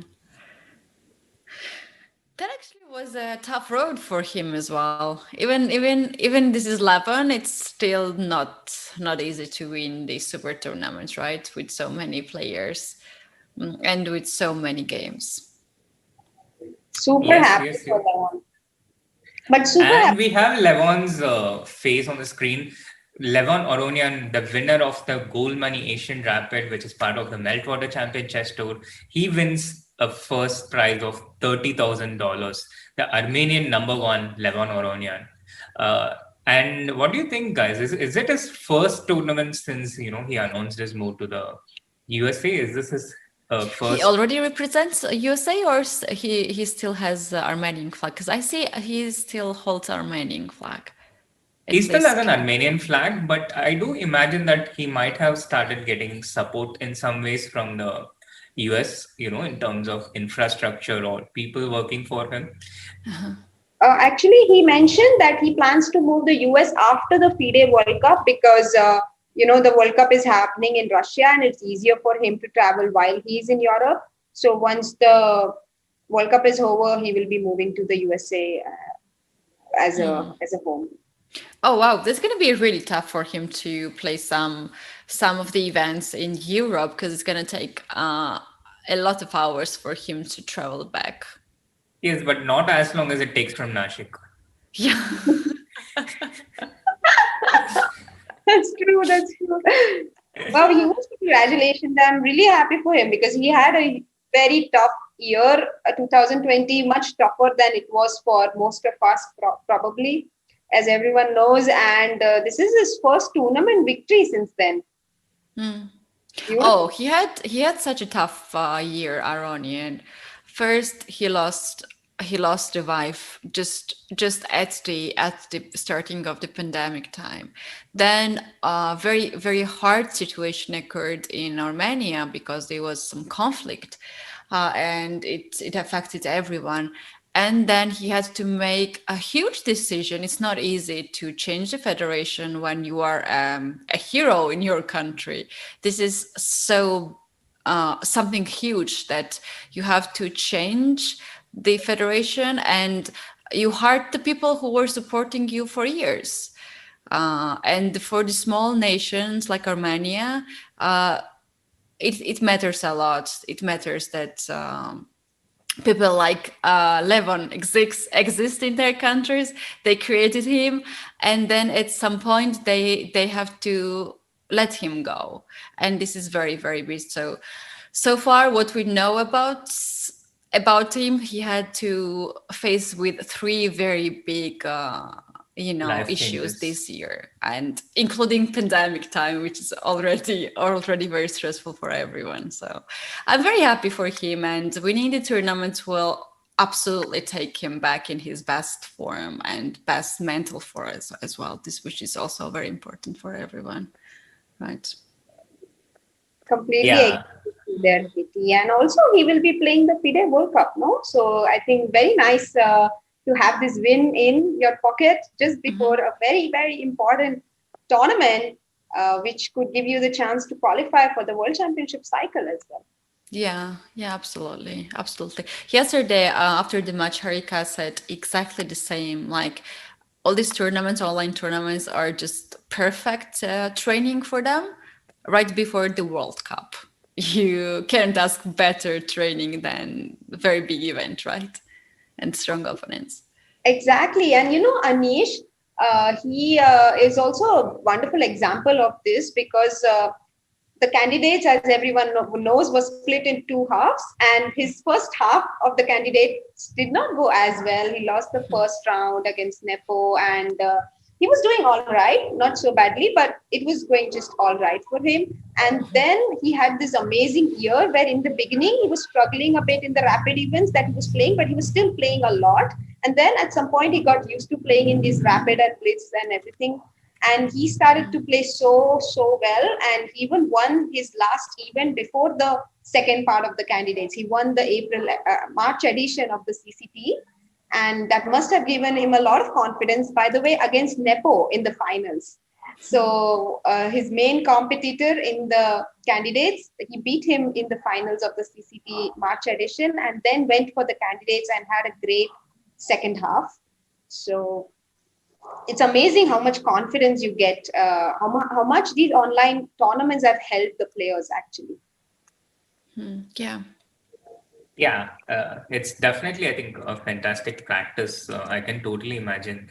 Also, in chess, whether we look at the board on the screen or whether we look at it on the board, I think 90% of it we tend to visualize within our brain in some way or another.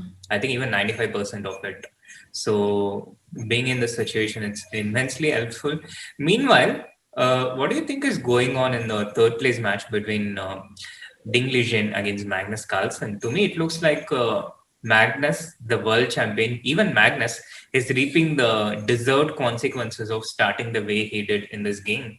And you can just read it from the evaluation bar if it is not clear to you.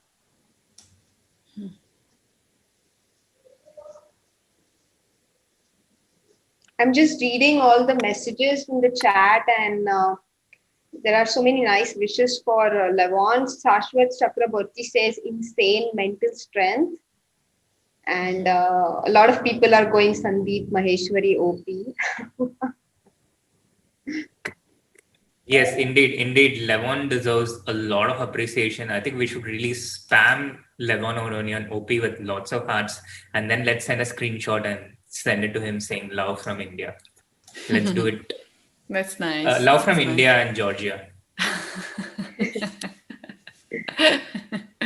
That's nice. And meanwhile, on the board, I think, if some of you, there might be a few of you, like, 0.1% who are still paying attention on what was happening on the board. And in case you are wondering what happens if Magnus took this pawn, then there is Rook B1 check, Bishop F1. And here Queen E5 is a very strong move. Attacking this Rook, So now Magnus has to move this rook. There is only one place for the rook to move, rook c2. And now after queen e1, white is just uh, white is just in a situation where he cannot move any of his pieces. He cannot move the rook, he cannot move the queen, because after queen g2, the queen is bound to the bishop. He cannot move the bishop, of course, and he cannot move the king. So this is an example of a position where all the pieces of one side is completely paralyzed. It's paralysis, and black can just take this pawn and promote the queen. So this is why Magnus played rook c1 instead, but Ding takes his a pawn anyway, and now what happens after bishop into a5? Chat. Is it possible? And in case in case any of you were attentive and diligent, even while we were talking about the different things, I already showed the consequences of the a pawn going and the pawn queening through my arrows. I don't know if you have started being fluent in this Shri method of sign language with arrows, but if you did, congratulations to you. No, I think Ding is totally in the driver's seat. And the key point is that it is not possible to take bishop a5. So if our chat can find out why bishop a5 is not possible, I think they will also be able to. Here black has to find it. Here black has to find it. The moves here. Yeah, bishop into a5 and black to play. It's not easy. It's very hard. It's very, very tough. But yeah, exactly. And if you can find it, you can actually beat Magnus if you were in this position against him. Yeah, exactly. So if you are tagged in this position, this can happen, by the way, because on streams we do all kinds of things. So someday, instead of doing a sub battle, we can have games with each other and a way for the chat to actively participate in the game. How would that be? Like imagine we are having a sub battle and we are playing a game against each other, and the chat then decides by vote what move they want to play. So it's a way of playing pairs chess but with the chat. Yeah, that's fun, I guess. So this is how we train our chat. We ask questions like this. So then when we do sub battles like the one we did, you can imagine how strong our chat becomes. Wow. By the way, most of them, everyone who gave the answer actually found the move. Deepak, Prabhat, Datre, and Sayan. Let's see the Chess 24 chat. Saugata found the move. Fantastic, guys. So strong. Yeah, bishop b4 absolutely kills it, because after bishop b4, you're attacking the a5 bishop. It has nowhere to go. You have to take on b4. And after cb4, the b pawn cannot be stopped. What a nice thematic. Yeah, beautiful. Beautiful. Yeah. Super thematic way how strong pass pawns can get in the end games. So Magnus taking his time, but I think he knows that this is already out of control now. Oh, he plays. The game. No. The game has gone ahead. Wow, I did not realize. Yeah, Magnus did not take bishop to a5 at all. He played bishop d2, then bishop b4, bishop f4, queen a7. Empowering this pawn, and now he starts rolling it forward.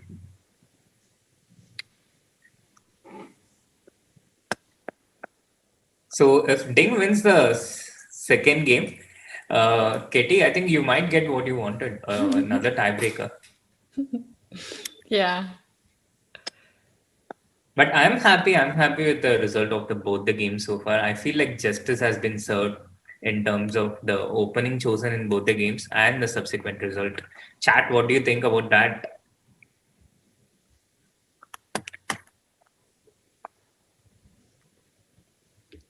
A3 on the board. So Prabhat makes a fantastic comment. Did you see that? No, I haven't. Please read it out for us, no? Yeah, so white's b3 pawn is no more, but the g3 pawn is still standing strong. That's a good comment. Yeah, that's a good comment. He deserves to be read out. Yeah, he deserves a shout out. So maybe one plan, I'm just wondering how does black win? One plan is to simply go f6, e5 and e4, no? Or does that create weaknesses? Bishop c1? No. a3, bishop e5 has been played. So here f6. Yeah, bishop f4. You will play bishop f4. I was thinking you'll keep the bishop on b8.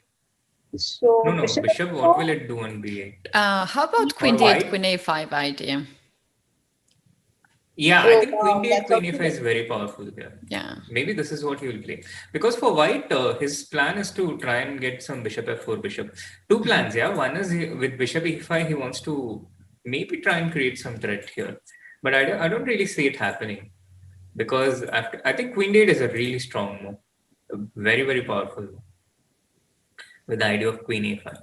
Yeah, and bishop f4 would not be working anyway, because after queen a5, this pawn is unstoppable. a2, bishop c3.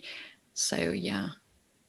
But he plays f6 instead. So Soumya is just not just guessing Aronian's moves, but now she has morphed into Ding also. But this is also winning, no? Like I agree actually completely that queen d8 was much stronger. But I think this should also win after f6, bishop f4, e5, bishop c1 and e4. And how are you defending? Yeah, I think you're right, Soumya. You're right. This is also winning and exactly what he has played. So now let's show what happens after bishop into a3. So now how do you continue? So I thought I'll just take on d3 now. And after you take on d3, I have queen e1 and bishop f1 runs into bishop d3 and that's game over. Yeah, so this is checkmate. Now what if d into e4 as Magnus took and now bishop into a3? And but even here, if I take on g2 and take on e2, looks so strong because the d pawn is the main passer now. And we did have the earlier we had the a pawn as the main passer, but now we have the d pawn as the main passer. So the pawn that promotes has changed, but the pawn still promotes. You can't stop it. Yeah. The queen controls all the squares on its path, yeah. You just have to watch out for some perpetual check on f5, c8, which can easily be prevented with queen e4 check. So Magnus plays bishop f1. He's still fighting on. Oh, he's resigned. He played bishop f1 and resigned. And certainly not a happy-looking Magnus out there. Oh, he resigned? I mean, because of bishop b7, is it? And queen e4? Maybe that was the reason. Hello? Yeah, sorry. What were you saying?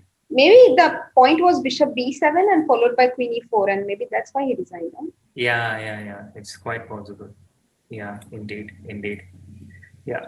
I just need to be away for a minute. Right. I'll just be back. I mean, I'm here, but I just need to look at something. So they will play two more games, right? Magnus and Dinkleren. It's going to be same time control, or we have already the tie breaks? No, it's the same time control. So we have basically the format goes like 4 games of rapid in each match, and there will be 2 matches. And if both the matches are tied, then there will be tie breaks of 5 plus 3, 2 games.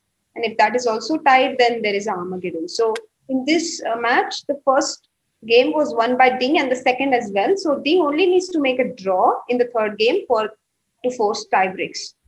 So half points out of 2. Yep. All right. What's our predictions? I actually predict tie break because Ding is so strong with white, no, and he can definitely easily make a draw with white if he wants. Like, but how about if he wins, he wins the match without tie breaks, right? No. He still goes into tie break. So the score, the difference doesn't matter. You just need to win the match. It doesn't matter what kind of margin did you win it. So, okay, for him, it doesn't really matter to go crazy and win the game, like if draw is enough. All right. Yeah, also he seems in very good form at this tournament, Dinkleren. And we were talking about the time zone because it was changed for this time. Do you think that it's the affect why he is in very good form? That he has Yeah, very of course. comfortable time. Completely, I completely feel so because I mean, in general, also, now you're just more awake in the day than in the night. I mean, even if you Yeah, remove the chess part, all the conversations also make more sense in the day than in the night. yeah, Even though people prefer to have conversations late at night with friends, but already after a point, you're like not making any sense and yeah. just saying whatever. So I think, are you a night person or a morning person, Katie? I'm morning person. Me as well, but because of the recent, the streaming and the commentaries, everything, my sleep schedule is very Yeah, different now compared to what it used to be. But I'm trying to get back, I'm trying to at least minimize the damage and make it yeah, to at least a sort of appropriate time, 12, 11:30, sleep at a yeah. sort of appropriate time.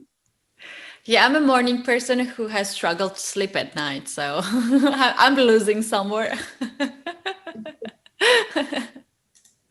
But when you wake up in the morning, you feel like you have so much time. Like when you wake up early, Yeah. you feel like you have so much time in the day and you can hear the birds chirp and the sunrise, see the sunrise. Yeah, you're more energetic in it, and you are doing all the things. Like I like to like I don't like to work in the evening because I'm very like it takes me some time um on the projects or even answering the mail or just a very easy task can be really long process. So I'm just like, okay, I have to turn off now the computer and I'll answer it tomorrow first thing. So, and the next morning it's just like, matter of 2 minutes or something, which I have to do it like for half an hour in the evening. So, yeah. Yeah, I And can. for me, the tournament which starts in the evening is really tough. Like once I remember, I played one tournament in Portugal, and we were starting the games at 7 p.m. Oh, So it was so strange for me, so strange. Like it was fine because the all the day I was just trying to relax a little bit and not to get tired, also to have some nap. And then the tournament was really fun. I really enjoyed it, but I lost several games just right at midnight. Like at midnight, I was so sleepy, I couldn't see anything, and I was just losing because of the time. But it's kind of a funny thing. Like this tournament was more like for fun rather than where is professional. Portugal? In Lisbon? I have never been to Portugal, by the way. How about you, Srinath? It's Oh, yeah, yeah. I've also never What been to happened? Portugal. it's Oh, okay. beautiful country. It's beautiful Oh, No, country. I've no, always no. been I was just talking to chat. You know, uh-huh. telling them how much time before you remember me.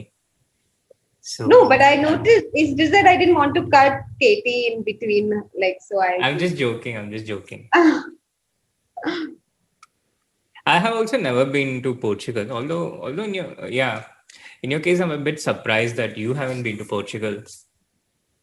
Oh, I've always wanted to visit it, but there are, it's you feel guilty to visit a country just because you want to visit it. You hope that you'll get to No, visit it as a tournament. no, You know? I feel guilty no. for that. I always want to combine it with a tournament. I just Me how too. to visit a place just for the like a place is okay, but like a whole country, yeah, I just feel like a bit guilty to do that. So I've never done. I've Oh, never been to Portugal. you should backpack across Europe. I think those days are gone. Why? Because of One COVID month trip or to Europe, like those things you do after you are done with college and you have 1 year off, and come I think on, come on. I mean, no such take thing 1 year like off. that. Yeah. You know, Yeah, but when you're doing by the time you don't have money, so it's better to work first, earn some money, and then go to the places, right? no. Uh, not exactly, the Come on, backpacking when and the you are hostel finishing the culture. school, you don't have that much money to travel. Not necessarily. Just, even when you can afford to, let's say, even when you can afford to book yourself in a Marriott, but the backpacking and the hostel culture, the kind of people that you would meet in that experience, I don't think you would get that in a Marriott or whatever, Hilton or Marriott. You're not going to meet and talk and socialize with people which you would in a hostel or, when you're backpacking and sitting Oh, with you guys, people. have you ever booked hostel? Yeah, I have. Yeah. Once, my first time actually, I even remember when I stayed in a hostel because it was a similar experience to visiting a new country. It's just that I didn't go to a separate country itself. I was in Glasgow for a tournament in 2014 and I wanted to visit Edinburgh. And I booked a hostel there, but I was hardly in the hostel. I stayed there for like just the night, and the whole day I was just traveling and seeing the city for 2 3 days. So I remember this experience very well because it was my first time at a hostel, and that hostel was surprisingly clean. But I don't know if I would um, like stay in a hostel every time. Like it's just that was a experience, and I liked it. What about you? Yeah, I accidentally got in the hostel. I thought I booked a hotel. I did not read it while it was hostel, reading with the letters. And when I entered to the room, I was like, oh, why there are so many beds? I was like, wow. You stayed in a dormitory hostel. No, I Yeah, think like it was at least, and I was suspicious because it was saying women, men, and mixed, and I was like, mixed sounds very suspicious.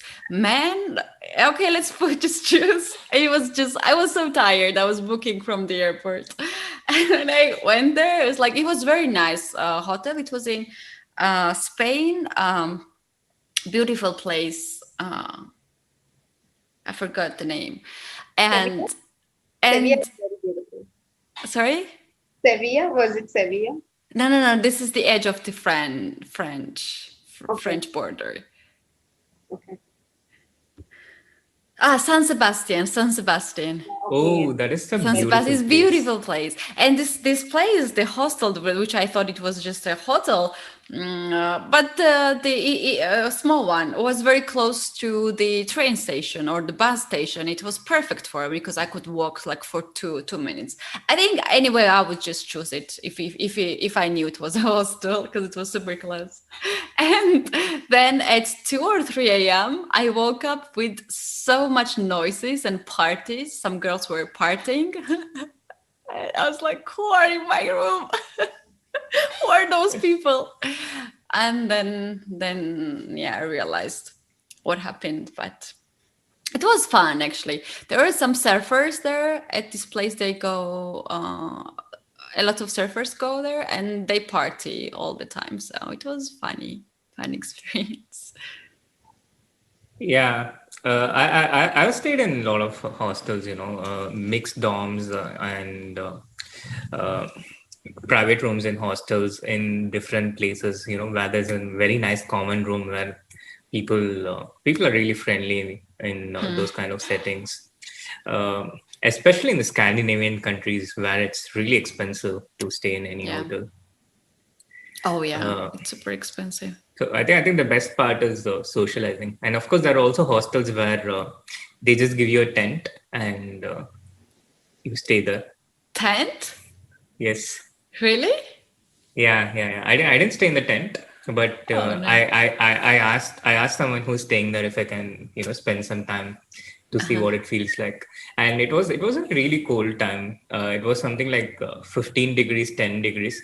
It's not cold for Europe, but can you imagine that without all the centralized heating, with the cold wind coming into your where you're sleeping at night, and they just get used to it. So yeah, Yeah. I have, but it's interesting. Then you make a lot of friends from different countries.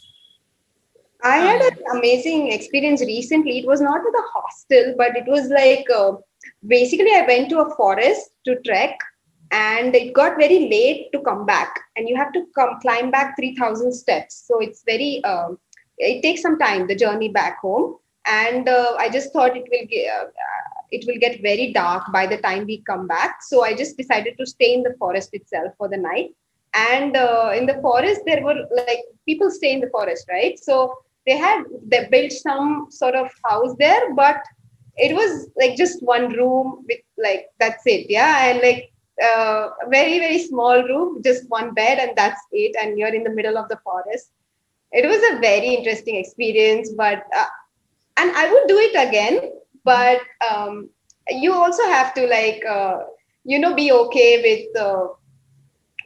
I mean, it was not like the most fanciest place. Let's just Mm. put it that way. So if you're okay with these things, then it makes for a nice experience because in night at the night, especially in forest, you can see fireflies and you Mm. can see the stars in the sky. Like it's very beautiful.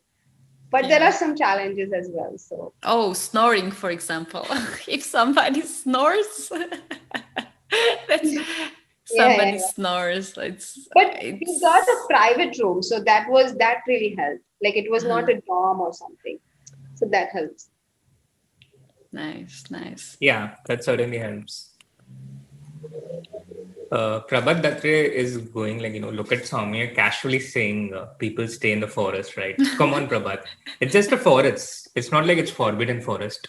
And Hermione has spent a lot of time in the forbidden forest.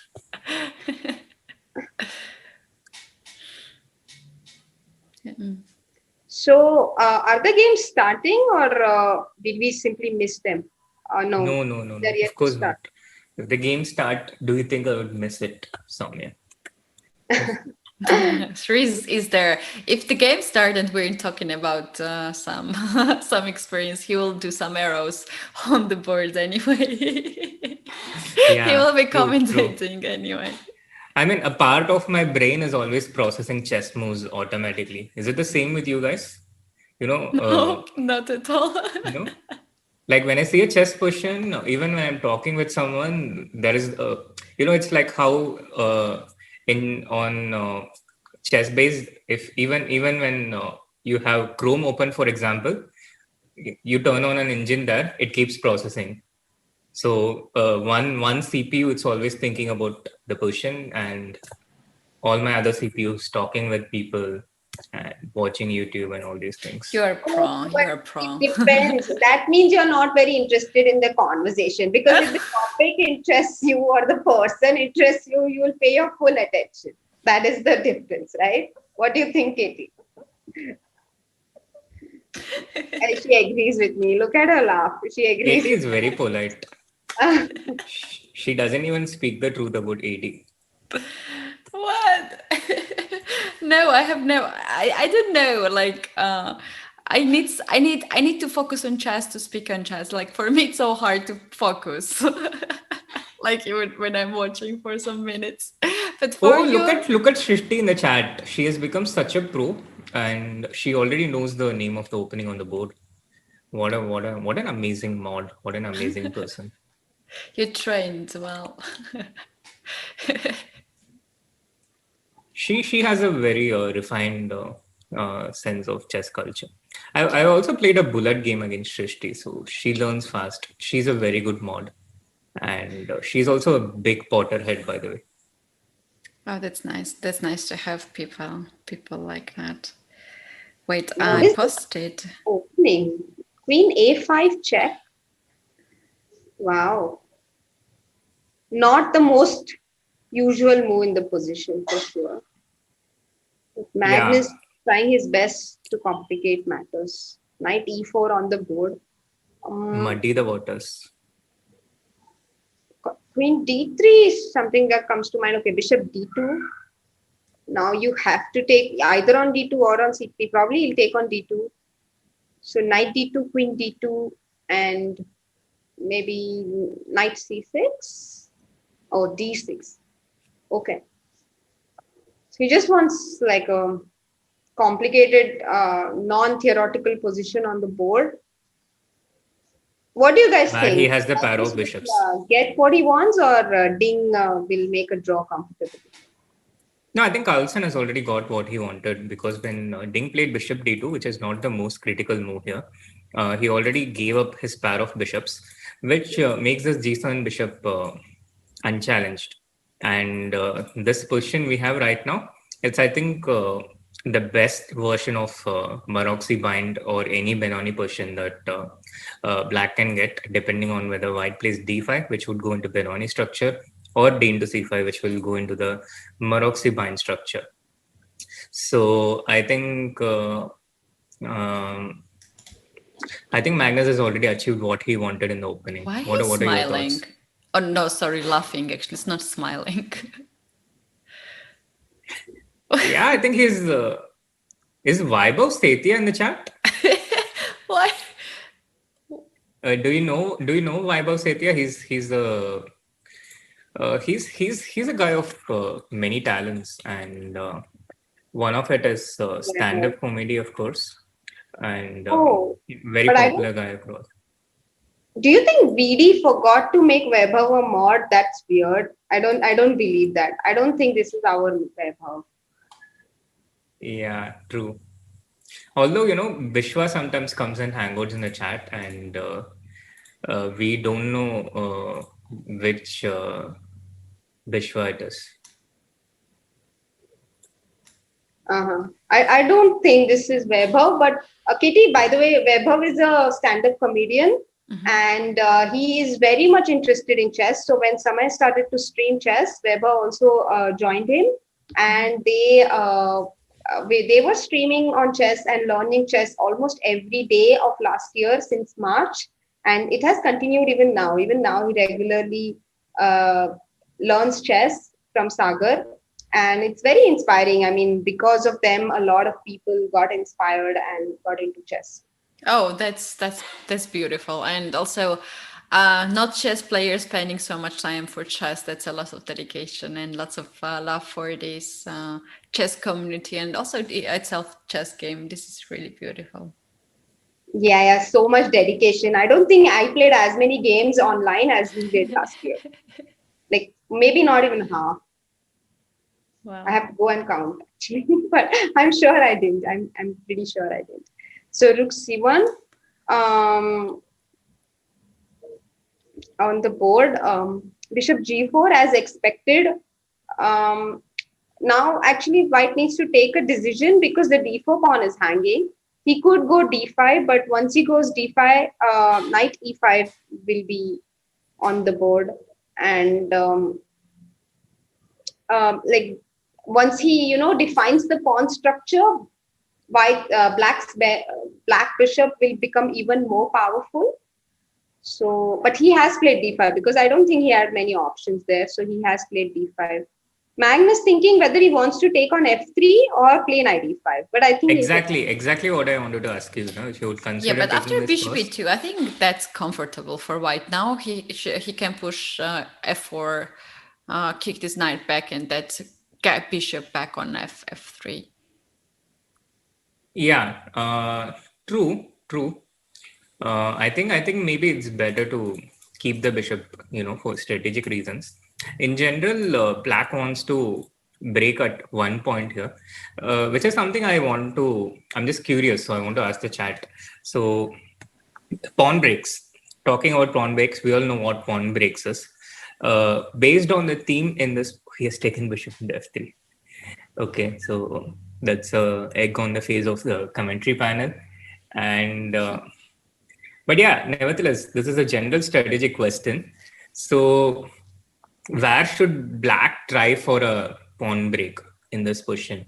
Where should black be trying to break white's pawn chain so that he can weaken white's pawns?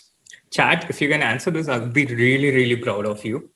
And it's a very tough and deep question, which for which uh, you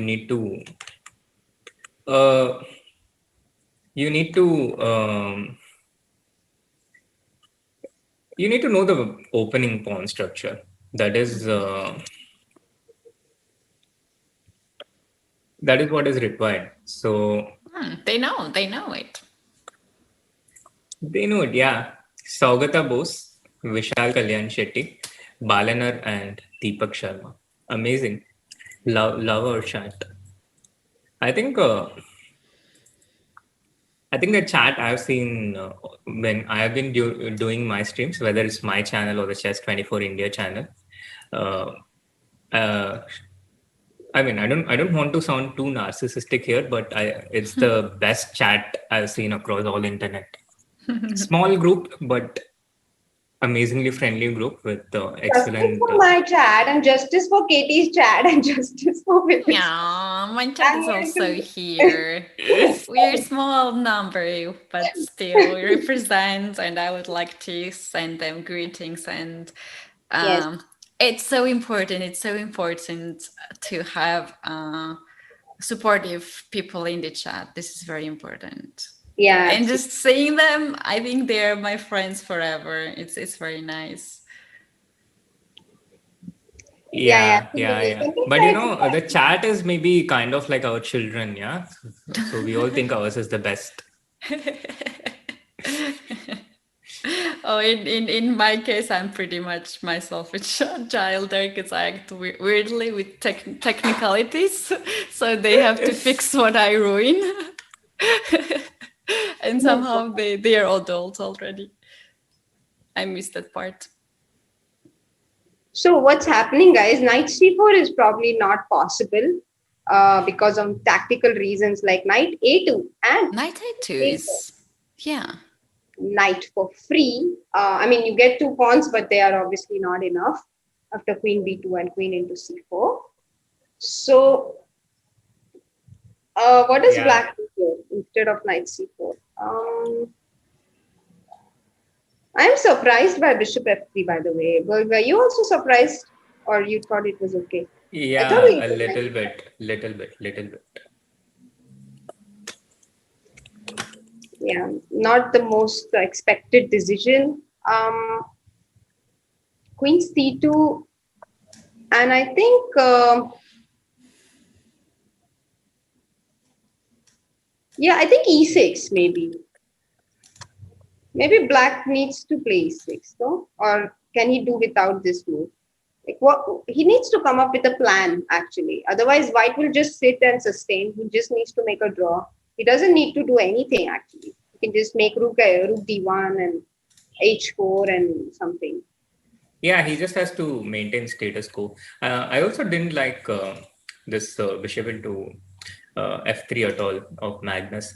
And the problem, if he plays something like e6 here, white can maybe even play something like f4 because knight into c4, there's always knight a2. And if the knight goes back, then the consequences of these two weaknesses, it's going to be very tough to face. What do you think?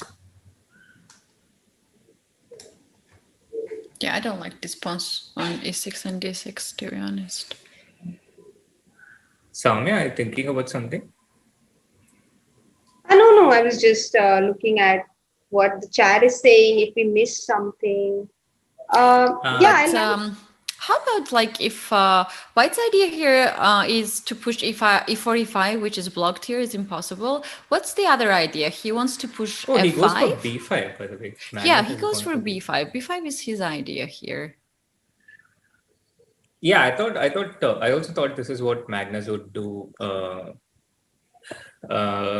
because everything else seems to be bad. So this has to be the only way for him to try and mess things up and get some complications going.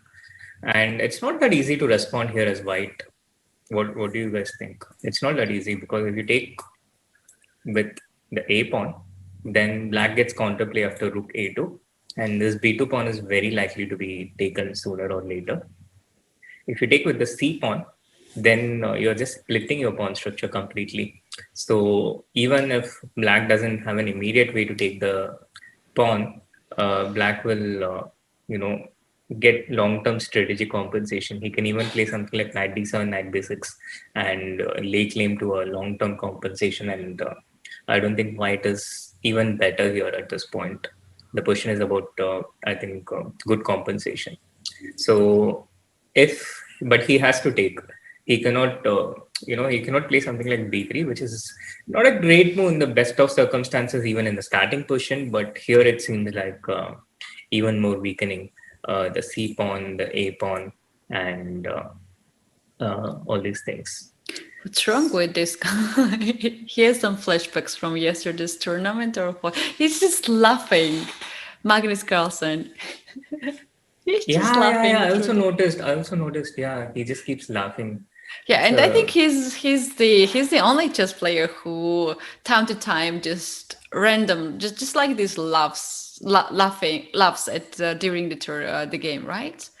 Like the other guys are so serious and so focused, and he out of nowhere.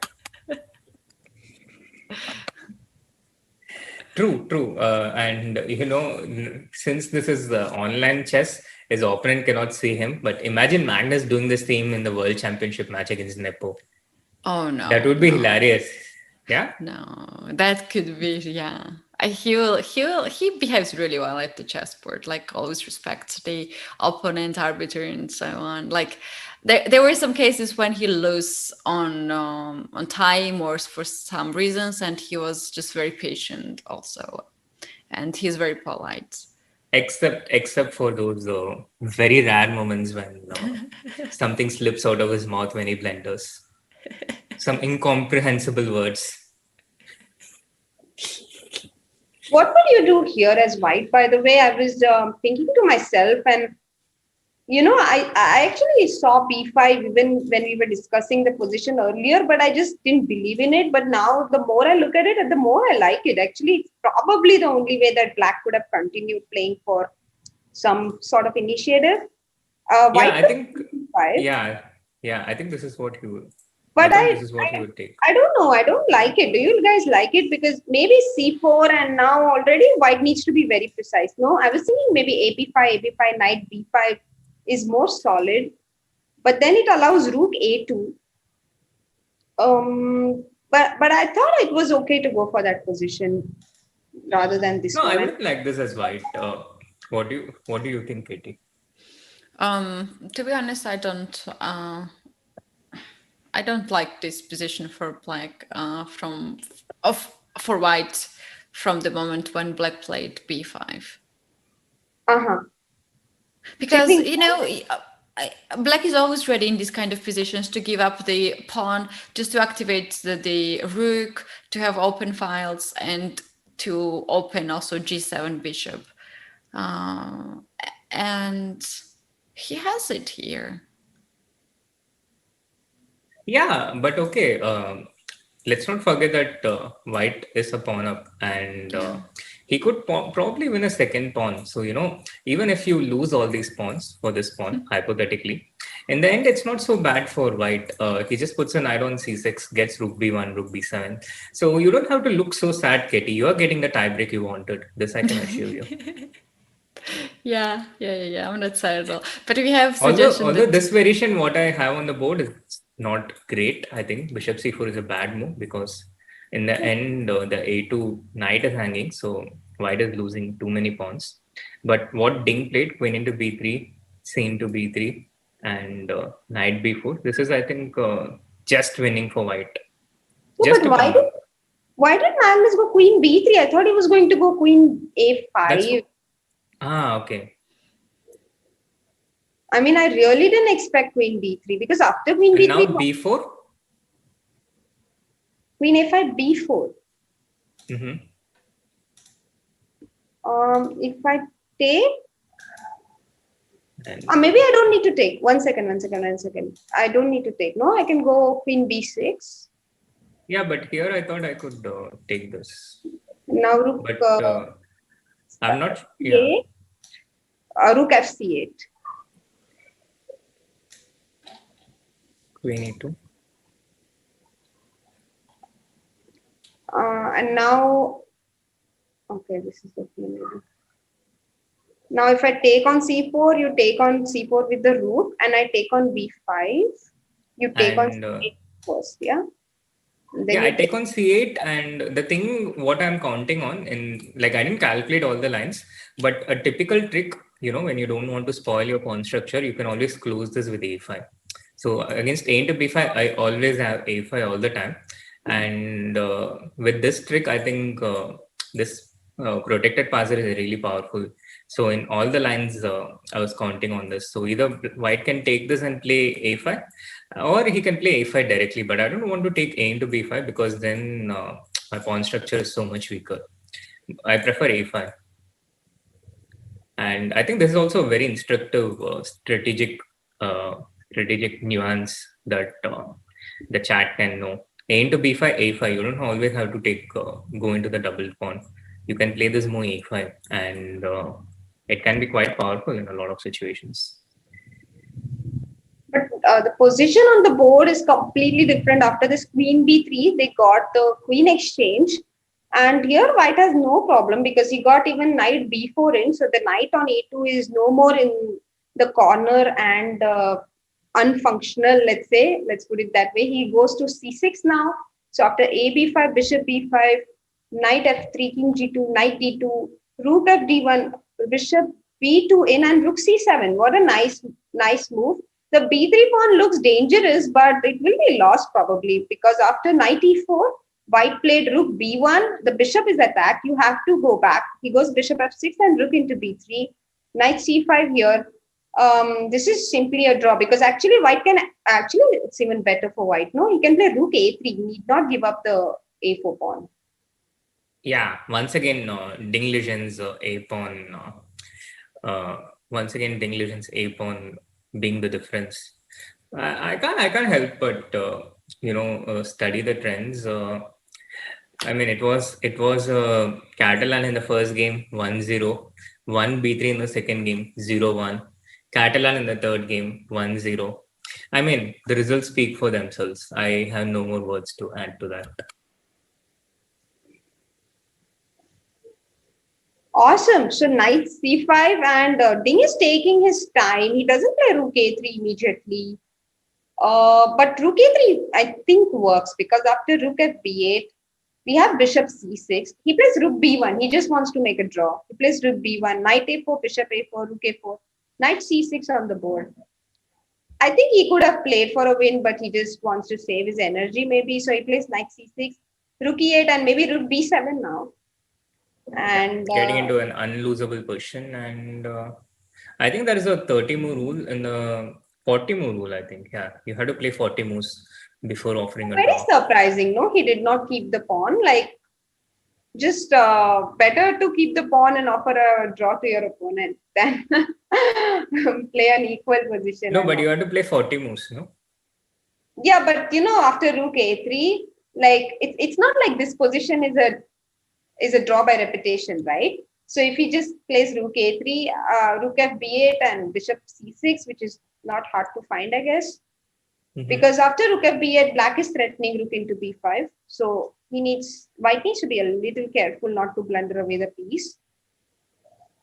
But after bishop c6 is totally fine. You save your piece with a tempo, bishop c6. And you can even play knight d3 and exchange those knights, or go knight c2 as well. But knight d3 yeah, would make. I think this is what anyone would have done. But what you're saying, I think it makes a lot of sense. But somehow I think they have, I don't know. Guys, I think this is just faster for him. I got my coffee, as you said, that we might have some time break. So I was like, okay, now it's time. Now it's time to get second cup of coffee for the energy. Yeah, I already have 2 cups of coffee in front of me in the last 3 hours. So yeah, tough time. I think this is just faster, Soumya. Because if he had played that rook a3, then Magnus thinks for some time, sets him some problem. Ding thinks for some time, sets him some problem. And it would have taken 10 more minutes. And Ding Lijian, he knows that Keti wants to get to the tiebreak as quickly as possible. So I think he's just being considerate, and since we pronounce his name so nicely and sweetly, this is his way of reciprocating for us and getting us to the tiebreak ASAP. Oh, Magnus actually resigned here to go into the tiebreak. Oh my Like, God. I've had enough of this. What? It's not Magnus today. I think it's somebody just. But is he losing this, by the way? Because white is threatening 97. It's just interesting to know. Because he is threatening 97 now, and rook e4, knight f5 check. Yeah, but I think there should be a way to save, because the evaluation bar is showing equal only. Equal, acha. Yeah. It says equal, and he resigned. Yeah. Okay. This is how I think this is how a lot of grandmasters think. They look at the evaluation bar and then there you have the evaluation. It should be equal, and then we find what is the move. Maybe the way was rook a2, and after knight e7 you take on e7, rook e7 and rook d2, and e4 is forced, and then f5. And now you don't have f3 because the pawn is pinned. Hey, what are you saying? Oh, sorry. My pawn is pinned. That was. I for a moment I thought VD came into the call. I forgot that my pawn is pinned. I'm just thinking that you can't play f3. Maybe I need. No. Why is it equal? I don't get it. It's not him today. It's somebody else. Definitely try and find out why it's equal. No, but I think you can just go g4 here, and it's very hard for white to improve. G4, but I play rook d7 and you want to play rook d4. Okay, that was the point. Yeah. Or rook e2. Rook e2 is more, yeah. Yeah, rook e2 is probably better. Yeah.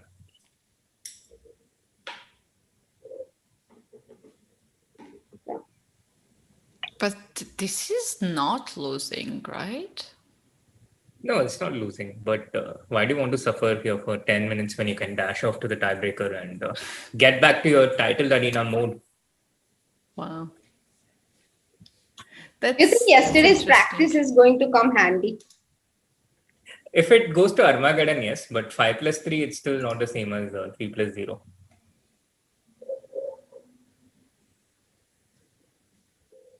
Okay, who we are supporting here in our chat, and what's the predictions for the tie breaks then?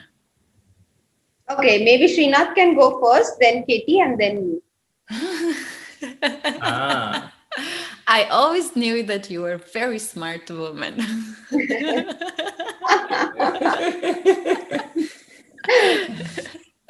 No, but in such things, I think VD is the smartest. I actually do have a favorite, but it's just that, Keti, the problem is when I have a favorite, that person doesn't win. So I don't want to tell.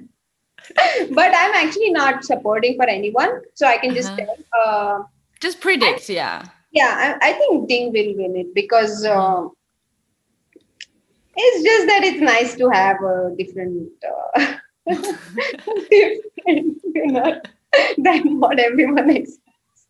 No, I'm also strongly in favor of Ding, because that way Catalan will win and 1b3 will lose. Personal things. I also think it's gonna be Ding today because he seems very focused. He seems in at his best shape, and Carlsen, something is wrong with him today. Like, we don't often see him doing stuff like this, for example, just resigning here without fighting. I have seen his game. He even played in the opponent game. One game, there was a opponent game, losing position, and his opponent, I think Karyakin, just managed to draw it. And, he's always fighting, and now he just resigned here. So I think he's not in the best shape today. Mm-hmm. Yeah, true. He's just not in the best shape today. Guys, when you have a very difficult difficult day, let's say a difficult game, or are having a difficult tournament in general, maybe 4 5 rounds in a row have not gone well, you find it difficult to also sleep early, and then it affects the next day. Does this happen often, or it's not so common with you? It happens to me. I can easily torture myself when something goes bad, and in general, I find it not easy to sleep. But especially when I have a bad game, even there are times even when you're so exhausted, as if you have been beaten up, but you still find it very difficult to go to sleep. Yeah. And if you don't sleep well, it does have an effect on you the next day. Yeah, I have the same difficulties. In my case, it's because I'm very emotional, and very little things can make me happy and unhappy. And it also works this way. Like if I have something very exciting coming, I cannot sleep. So yeah, and it is very hard when it comes, for example, when it's like last game. And I am, for example, 1 point ahead or half point ahead. This is extremely hard. I rather prefer to be half point less, like second place, and fight for the first. I don't feel that much pressure Okay. when I have to catch up. When I have something like extra, then I'm very stressed. Okay, so when you about have you? something, you are scared to lose it, but if you don't have something, then anything is a bonus. You learned me.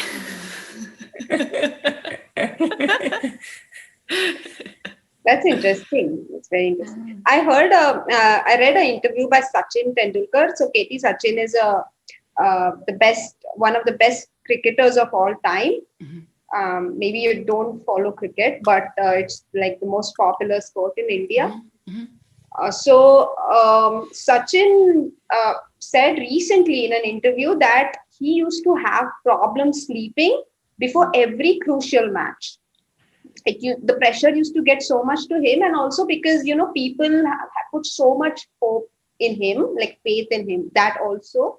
So it was very difficult for him to keep his nerves intact and get his sleep. So he used to feel very pressurized in crucial matches, and he could not sleep at all the whole night.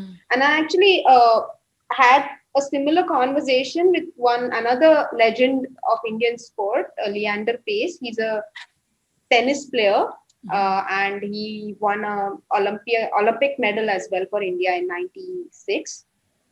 So he once told me that he also couldn't sleep at all after he lost. Like at all. He used to be awake the whole night, and or even before a crucial match, he used to be awake the whole night. So he just developed some mechanisms to cope with it. Like he decided to make it a part of his routine. So he decided to, read a book or go for a walk instead of staying in bed and hoping to fall asleep. So he just decided to accept it, and it became a part of his routine. Yeah, that's good to know that Olympic champions also have some issues like the rest of us, and how they are dealing with these problems, right? Oh, guys, there is like funny comment. It's related to Sri and Adipan as well. So you guys know that that's some sort of issues nowadays, and it's also for guys as well, about the marriage. Right? Like when are you getting married and so on. We were talking about this. So lately I'm getting a lot of messages. I think it's about my age.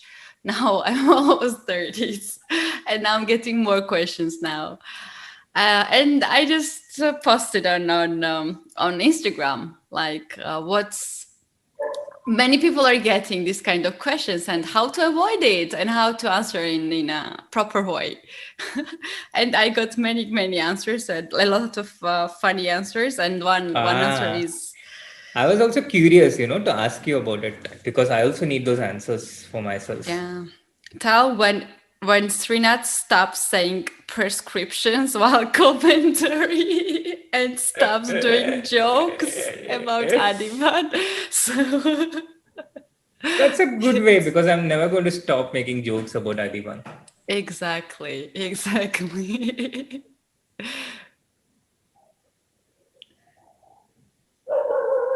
Oh, Wow. So I think it's time. Is it time or we have some more? We wait some No, more. no, no, not yet. Not yet. they're not yet at It's the going to be the. 5 more minutes. It's going to be 5 more minutes, but if you want to get entertained, I have put a very nice story on my Instagram, so you can have a look at it. And I'm just about to press the share button. Yeah, so there we go. Now you can. That's one thing you can entertain yourself with. So what do you think? Will they go into Armageddon or not? Maybe that's a good way to. I don't think so. I mean, looking at the trend of the match so far, 3-0, Mhm. and if you look at my story again, you will see that the trend is likely to continue because today is the day of justice. Ding Liren is your guy, Sri. Yeah, ding OP, ding legend, FTW, ding is my. Oh no, also Magnus is my guy because he has been cooperating really well today. Yeah, losing 1v3 game, right? I like this one. And in case Shashwat you're is, not on, Katie, I have to read out Shashwat's comment saying it's really funny that you're asking Indians how to avoid marriage questions. That's very true. I no, said, but Indians have the most practice in that, no? Yeah, I have to admit that I was watching some Indian show when they were arranging weddings, mhm. You liked it? Indian weddings. It's You, it's you liked it or you thought? I know what you're yeah, referring to on Netflix, right? yeah. You I liked liked it. What do you think of arranged marriage? Was it like a new concept for you? I know it existed in Europe, but still it's not so popular now, no? So was it a new concept for you or you thought it? Yeah. I still don't understand much like how it works, but in this series, not series, like documentary, I understood it very well, like almost understood it, that there are like some several things that you want from the other person, Mhm. and there is someone who also has the similarities like you, and one person connects you. I think that's cool stuff. Nice. So Yeah. you like the series. Oh yeah. I Okay. liked it. You have also watched. Waiting for next seasons. Oh, really? Wow. Yeah, we're gonna have big wedding, I guess. Now in next series. Srinath, you have also watched it, is it? No, I haven't watched it. No. I was just posting what I posted on Instagram on Twitter, so people who are not on Instagram can also catch it. No, I haven't watched it, but I was posting on my social media and also reading the chat in the meanwhile.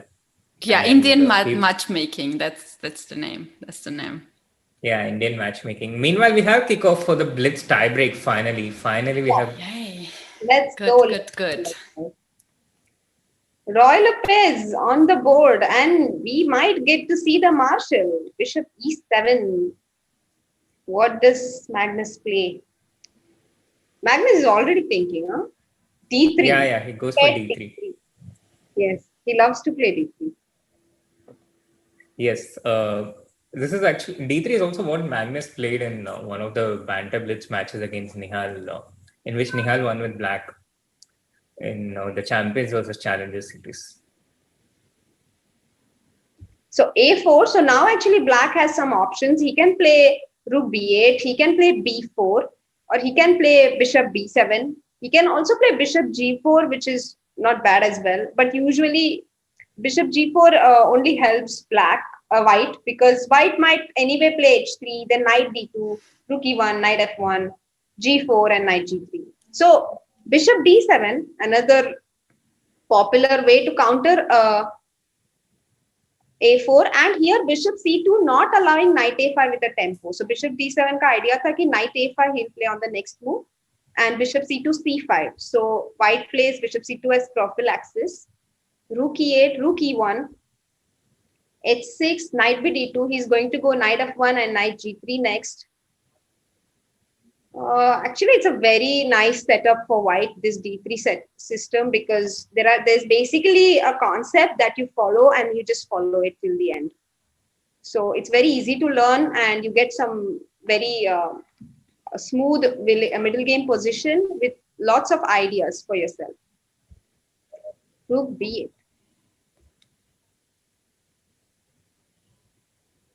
Yeah, rook b8. Rook b8 is the last move.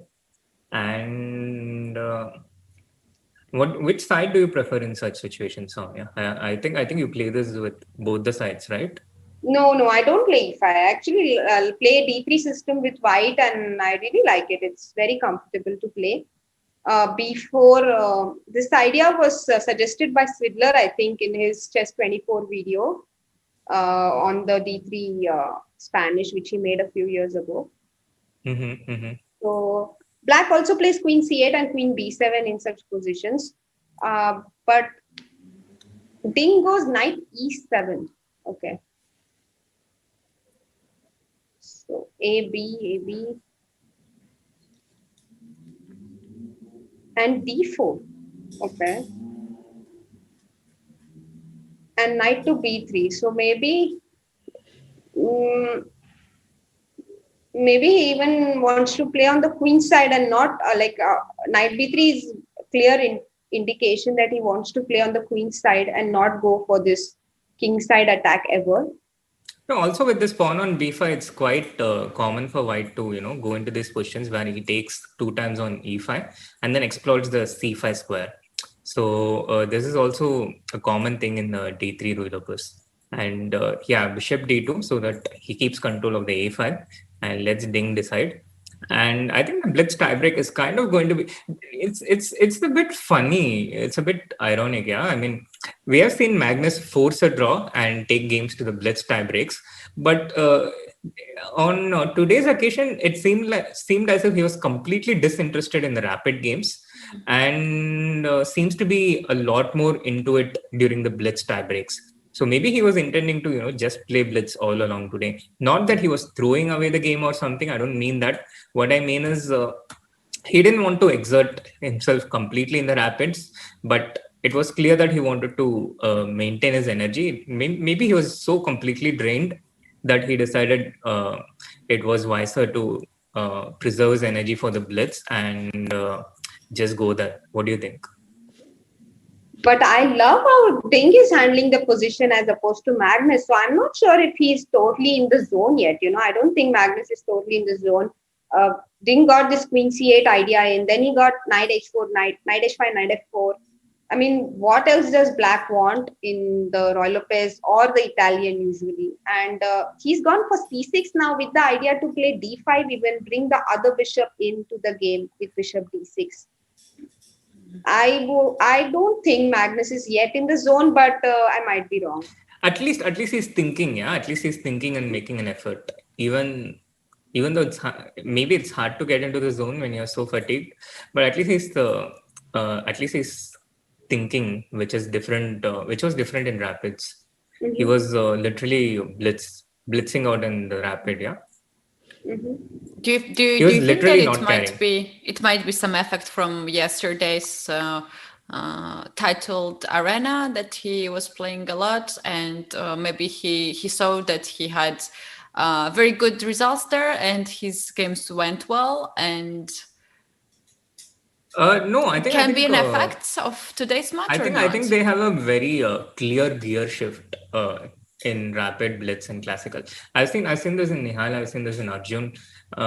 They have a very clear differentiator between each of the formats. So there used to be all these things we grew up with, that if you play too much blitz, you will end up carrying that habit in the classical. But what I studied practically in the case of these kids, that was not the case. They have very clear differentiators. So they knew what is blitz, what is classical, what is rapid, and how they want to change their time management accordingly. Yeah. So I really want to refute that with concrete examples.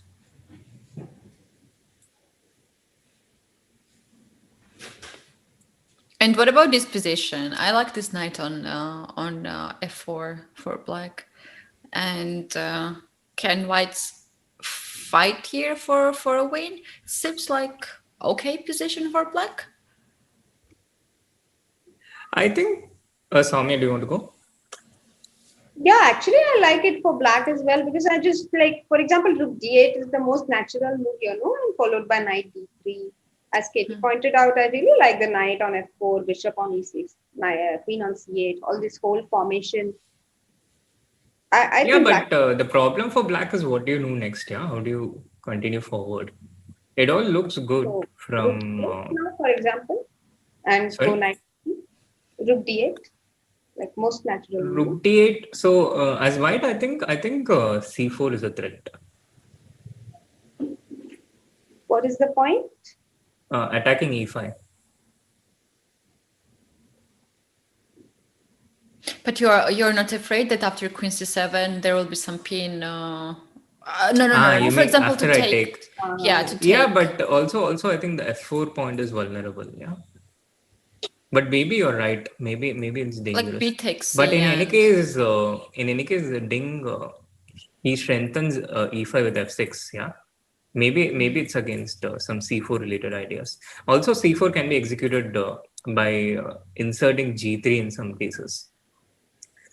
Uh, I think a bit of a turning point in this game was this Dame to e5, and Soumya was suggesting ideas like d5 and bishop d6, but Dame to e5 very effectively took it out, and it created this c5 square. And here, this b into c5 is also a very interesting move. Not something people would take by default. They always take with the piece in these kind of situations. But by taking with the pawn, he made sure that he secures this d6 square, and then went on to plonk his rook out there. And it seems like Magnus is slowly starting to outplay Ding. Uh, what do you guys think? Do you agree? Yeah, the position on the board is completely changed now. No, rook d1, he got the d5. After king h7, he even got rook d6. And f5, it's actually very concrete now. But the king on h7 on this diagonal looks uncomfortable, no?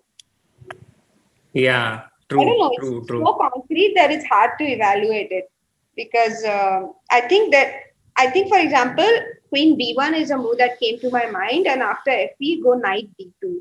This was one of the ideas that I thought of. But what do you guys think? Like, is Black okay or White is pushing? For me, it's strange that he played first f6 and now after some moves he pushed f5. This is something strange for me. No, I think he also underestimated the danger at first. So after Rook D6, he suddenly realized how difficult his position is and the problems he has to solve. And Soumya, to answer your question, I think White is clearly pushing. So you suggested F into E4 here, yeah? And I was thinking there are even moves like Knight into E5, which is very interesting. Oh, he just takes Bishop at F4. Okay, then after Knight F4, we have Knight E5. And after EF4, maybe E5. Oh, after EF4, yeah, true. This is what Ding played, and so it's pretty clear, yeah. When Magnus not in great mood, he plays one b3 when he really wants to. When he starts with one e4. Once again, a note for you, chat. And knight even d4, Knight D4, everything is wow. falling apart. Because C6 is also hanging after FE4. After FE4, what happens? Rook into c6, queen d7 is only move. Both these are attacked, and now bishop into b5, and everything is falling. E5.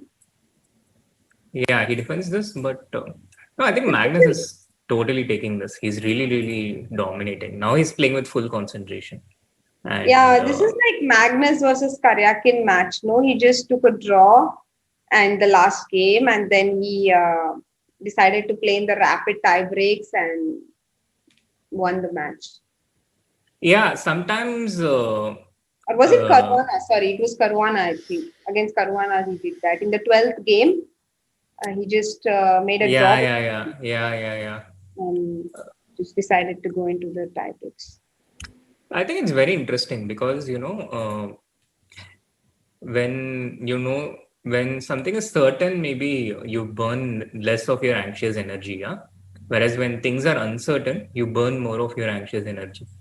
So maybe Magnus likes that certainty. Maybe he cannot deal with that unknown thing. I mean, not that he cannot, but he conserves energy better this way.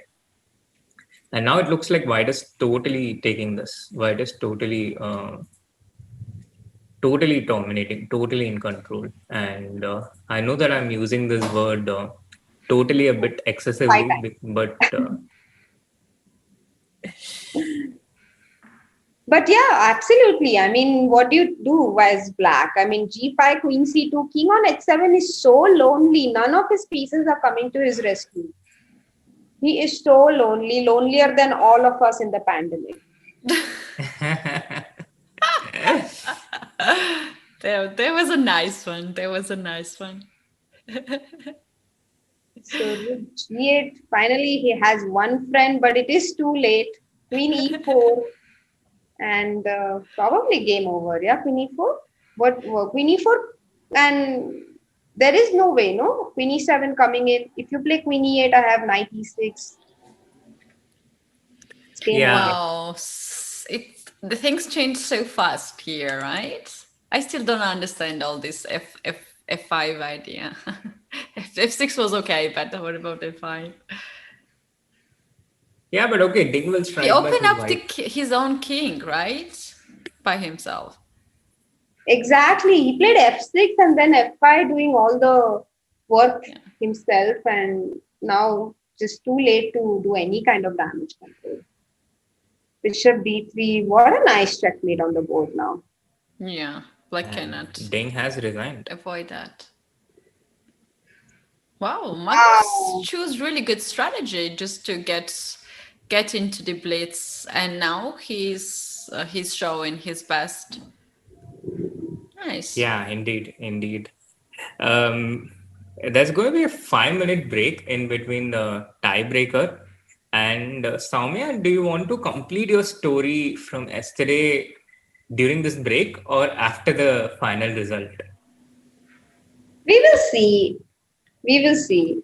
Because, some things it's better to keep them a mystery, as I have learned from my streaming gurus, Samay Raina and Vidit Gujarati. Like what happened in Lonavala, yeah? I don't think what happened in Lonavala stays in Lonavala. I'm sorry, Katie. We are using Indian cultural. Yesterday, I was sharing a story, and then we decided to not share it completely. Just what was it about? It's about Soumya's sad story. The saddest story in Soumya's life. Sad story. Yes. Oh. But it was a funny story as well, actually. But just decided to keep it a mystery so that maybe someday we can share it. Maybe today, maybe someday. Who knows?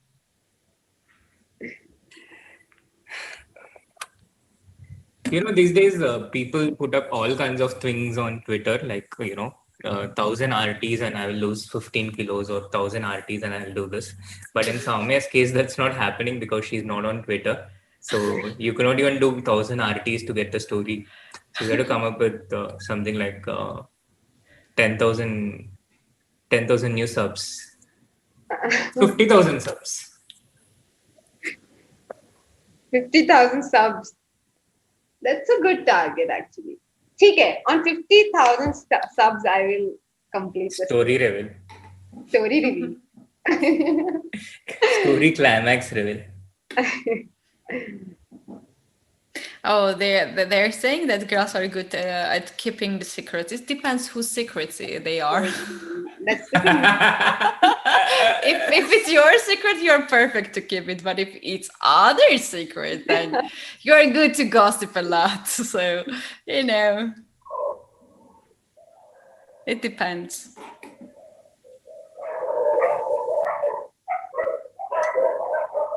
There is a lot of fighting going on my street right now. The dogs. Territory fight, yeah? We hear it. Yeah, chat was like, who let the dogs out? Katie, I used to live in Pune until last year, and then I moved to Bombay in December. And I used to really miss the dogs because there are a lot of dogs on my street in Pune. So I'm in Pune today, and that's why dogs are back, and it's very. They are not your dogs? No, they're the street dogs. It's I thought it was your dog. Do you have a dog, or No, there are anyway many dogs there, right? Yeah. There are too many. How about you? Yeah. Do you have a pet? Do you have a pet? I have a dog. It's my brother's dog. Oh, wow. It's a German Nice. Shepherd. Yes, and it's a beautiful boy, 2 years old. But about street dogs, we also has our neighborhood dog in Tbilisi, white dog. It's so cute, small, with big belly, because everybody feeds him, and he's amazing. I really miss that dog. But my own dog, his name is Amsterdam. Amsterdam, yes. Oh. And yeah, he's my bestie. He's not asking me when I'm getting married, so. Your own dog, as in Amsterdam, lives with your brother? Well, my brother got it, but then and now my parents are taking care of us. So, like always happens. Yeah, actually, it's true, no? Yeah. I know some other examples also. Yeah. Okay, guys, let's pray that Ding Legend wins this game. Otherwise, my story would be so. Oh, it will be such meme material, no? But it's fine. All promotion is good promotion. Bishop Yeah, D2. it will be such meme material. Unlike AD, I want to be.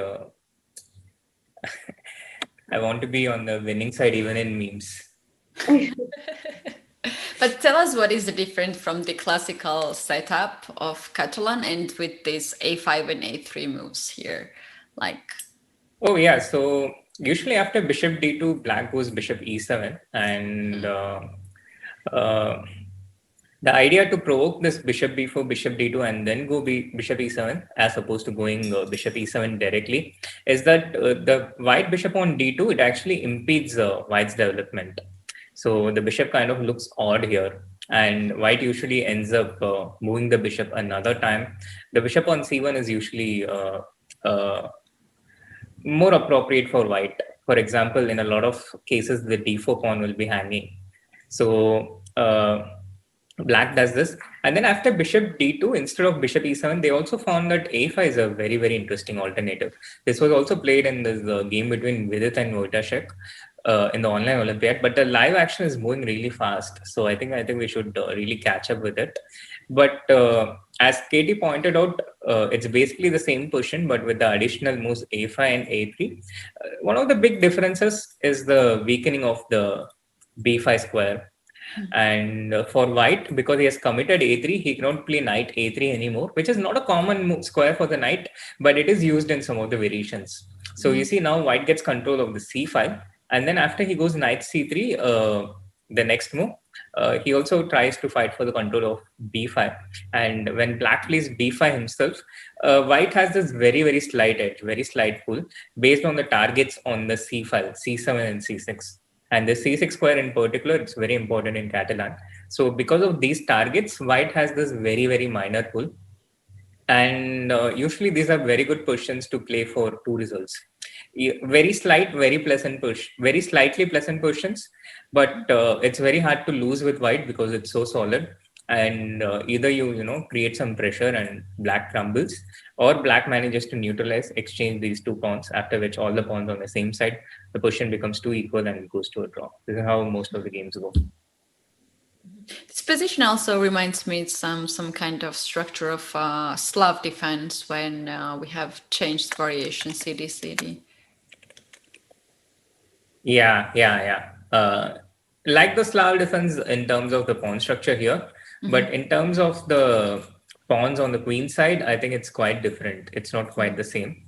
And now with e3, he prepares to send reinforcements to the b5 point, whilst also strengthening the central places.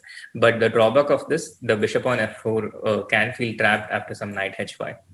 So I think Magnus would also not mind the position that he has got out of the opening. I think Black also has pretty decent activity and will be. I think he is equalized completely. It's a pretty comfortable position actually. Meanwhile, disclaimer: I didn't recommend bishop d2, but I recommend knight d2 here. So I'm only responsible till this point, and therefore I don't take the responsibility for the result of this game. Very important disclaimer there. Queen d1, probably a forced move because black was threatening d4. So getting out of the pin there, and h4. I like how Ding is creating some chances. He could go knight e5 next move. He could also go bishop h3, knight h2, like completely change the direction of the game. There are some options. He could also bring his bishop to d3 and b1, and okay, black doesn't allow that. Black plays b4, so he's ready to exchange the light square bishops now on the next move. Yes, he's ready to exchange the light square bishops on the next move. And bishop a6 might be here blunder, right? After b takes c, then b2 pawn is hanging, and there's a nice fork on a1 and c1. It's actually very pretty, very pretty. And Ding, understandably, he does not allow it. He just goes knight a4. Queen b7 on the board, and that doesn't seem to be a good and easy way to get the rook onto the c file. It looks grim for Ding Liujian. I think Magnus is a clear favorite to take the third place. No wonder, Ding didn't exactly follow my prescription. He deviated on the fifth move. So again, that explains everything. And again, I don't take responsibility of the result of this opening. Yeah, even a move like rook c1 now after king into f1, rook c1 and a b4. Now the knight on a4 is attacked. It's not. He takes bishop into b4 because he didn't want to allow knight c5 maybe after the variation we saw. So bishop into b4, king g2, and now rook c1 and rook c8. He just wants to exchange. Okay, that's cool. Yeah. He just wants to exchange. And, he wants to exchange all the pieces and make a draw. So maybe knight e4 now is possible. Yeah, he can play knight e4 for sure, improving the position of the knight. And then maybe white will play queen c1, trying to take control of the c file. That's what he's trying to do with the rook c2. Again, these types of moves when the rooks are fighting for an open file, very small, subtle strategical moves, but it helps you get control. So when you're fighting for the open file and a rook is opposite, just move your rook up. Yes. Sorry. Yes.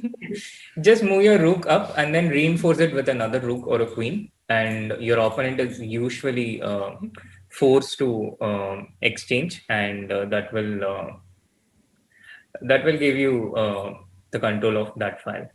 I was thinking if there is some very small spot for the video to have Soumya's face always on. To see her impressions. I know. I think from next time, whenever Soumya is commentating anywhere, we have to make a special provision, Yes. Soumya's camera always stays on. We can keep alternating. That's okay. No, come on. Again, she did it again. You know what I was surprised with? Of course, moment has passed, but I thought after queen c1, black has this move like rook c4. And after rook c4, dc4, we are opening the queen's diagonal and then we are threatening knight d2 on the next. But he just took rook c2, so moment passed. Oh, I like this idea, 94, 92. No, even before, like even after. Like here also, right? I think this is exactly what you're referring to. Yeah. But that is queen e2. Queen c6. Yeah, you do have queen e2. Queen c6? But it's still a bind. Yeah, queen c6. Queen c6. Are you biting your nails, Katie? Are you tense about the result of this game, or what? am I just were you biting your nails? What are you thinking about, Sri? I mean, I was. No, nobody saws it. You saw it, Soumya? No, our producer is muted, so Sri, don't risk that much. We might deny. You'll be bad looking guy. No, I never bite my nails. No.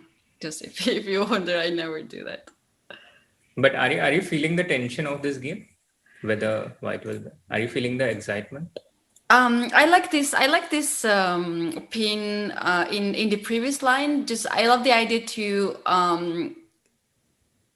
give this pawn away from d5 square and open this diagonal for the queen. Yeah. He plays bishop e6. But that's not easy, no? It's not easy to achieve. Yeah.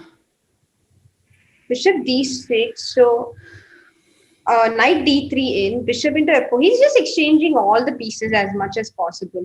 Bishop f4, ef4, and now knight d6. He'll bring the other knight to e4. White will definitely play knight a c5 here and, try to... Oh, white played knight e5, but already knight e4 is coming in, no?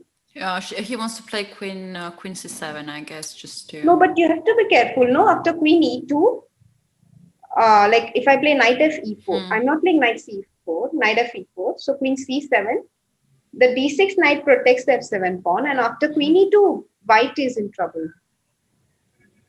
Yeah. So maybe, like can't find any way for white to make progress. Maybe just attack on the king side with g4 and g5 and just go wild, yeah? He goes h5. He's probably planning to play g4 and g5 at some point. Yeah, I think he's just keeping the game going. He's just keeping some tension while he's playing fast. You see, Ding has a pretty big time advantage over Magnus at the moment. So he's just keeping the tension alive as much as he can. While I think he will try to do something when Magnus is severely low on time. Meanwhile, Magnus is attacking the d4 pawn, which is obvious. But there are also variations where he can take this. And white does not have a queen c8 check, and if white takes back, then knight d3 check is a fork, if you can visualize that. Queen c7, so, can I play knight e3 now? Queen c7, he plays queen e2. I think we're going to see a draw, yeah, because I don't really see a way for white to defend the f2 pawn. Knight d4 is on the board though.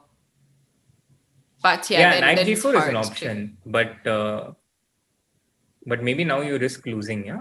Like, how do you lose after knight e3, mate? No, it's too much. Knight g4, knight e3, knight into e3, queen f2. No, sorry, but the thing is, can't you even just take this pawn because there's no threat from white, no?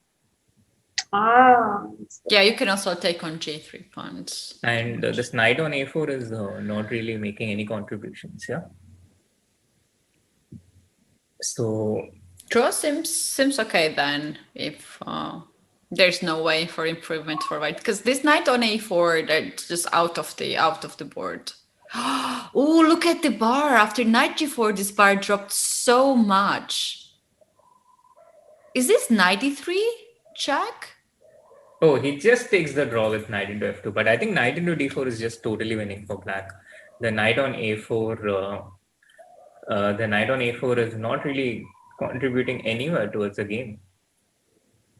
How is it? Let's show the draw to the chat after knight f2, knight f2. We have knight e3 check, and after king h3, there is a check on f1 that helps white. Yeah. And after king h2, actually queen f2 is also possible, and you can even go, yeah, queen f2 is the best way, I guess. They made a draw. Yeah, ultimately, white just makes this draw. Yeah, he repeats because his position is so bad on the king side.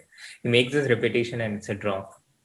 And there is no way for black to stop this. So, do you think that there was some winning chance after knight g4 because the bar went so down for white after this move? Maybe something with checks. it's not obvious for sure. It's not obvious, but maybe we can check this. How about knight e3? Knight takes e3. Knight e3 was my first reaction, but Queen. knight takes e3, queen takes f2. Now you go king h3. Yes, and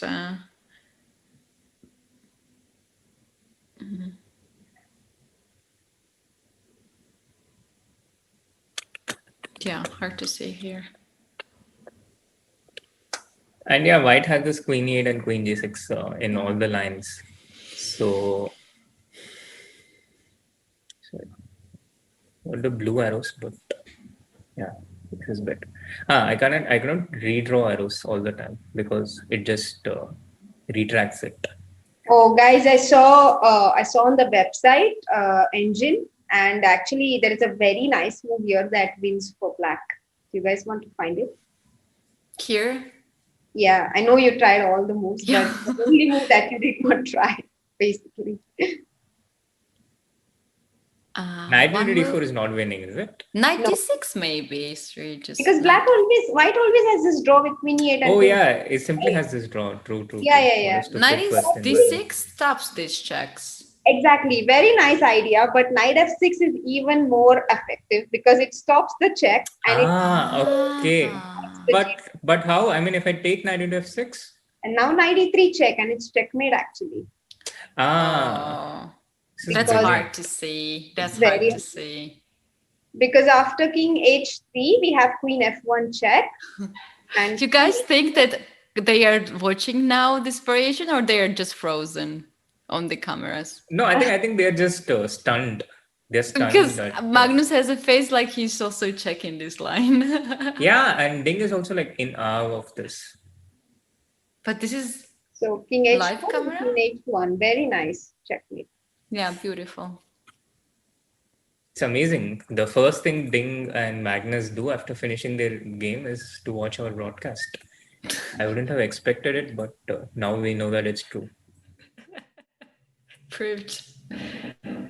Meanwhile, guys, there we have Magnus Carlsen, the third place winner of the Goldmoney Asian Rapid, which is part of the Meltwater Champion Chess Tour. And he wins a prize money of 8,500. Magnus Carlsen, the world champion, and the runner-up is Vladislav Artemiev. He's a 2019 European champion, and there we have Levon Aronian, the winner of the tournament. What an amazing tournament this has been. What an interesting tournament. Mm-hmm.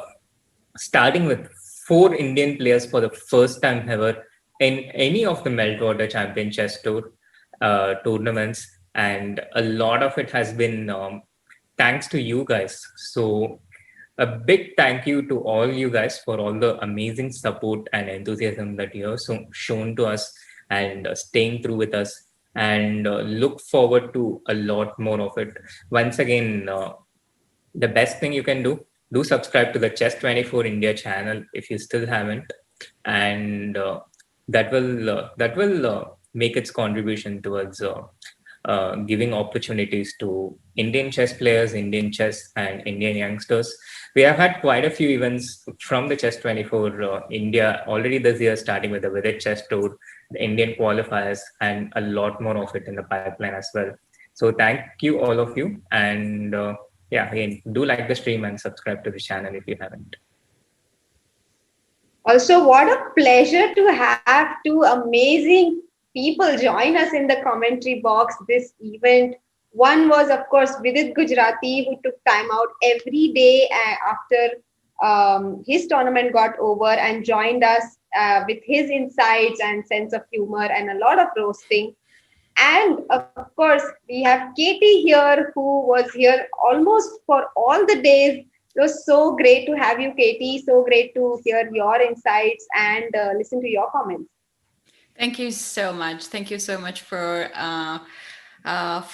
all the work that you're doing for chess, and you're keeping going and in a really, really nice way. And thank you so much for being extremely nice for me.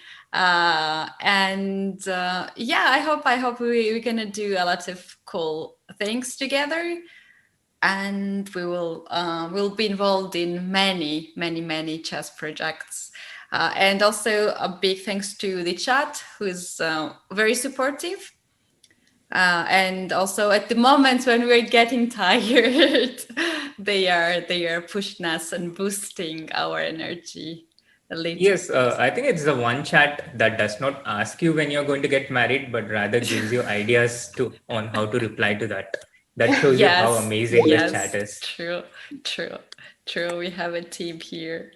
Yes, and thank you so much for giving me a chance to be here and spending these days with chess, with a lot of chess.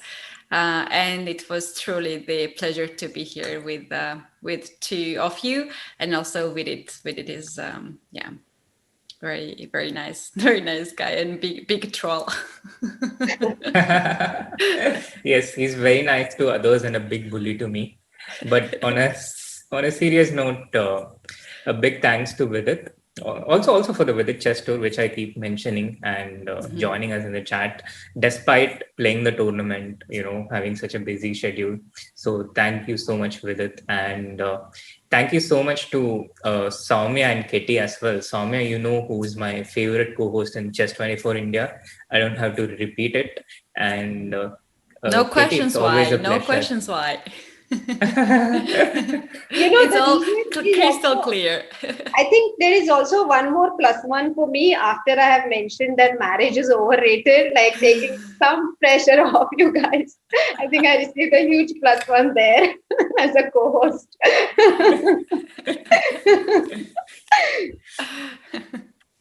Yeah, I think Sri really likes your sharp vision in the tense. I mean, no, it's mainly that I had such a terrible co-host to begin with that any person would have now been you're the best. meaning it. You could have just said yes.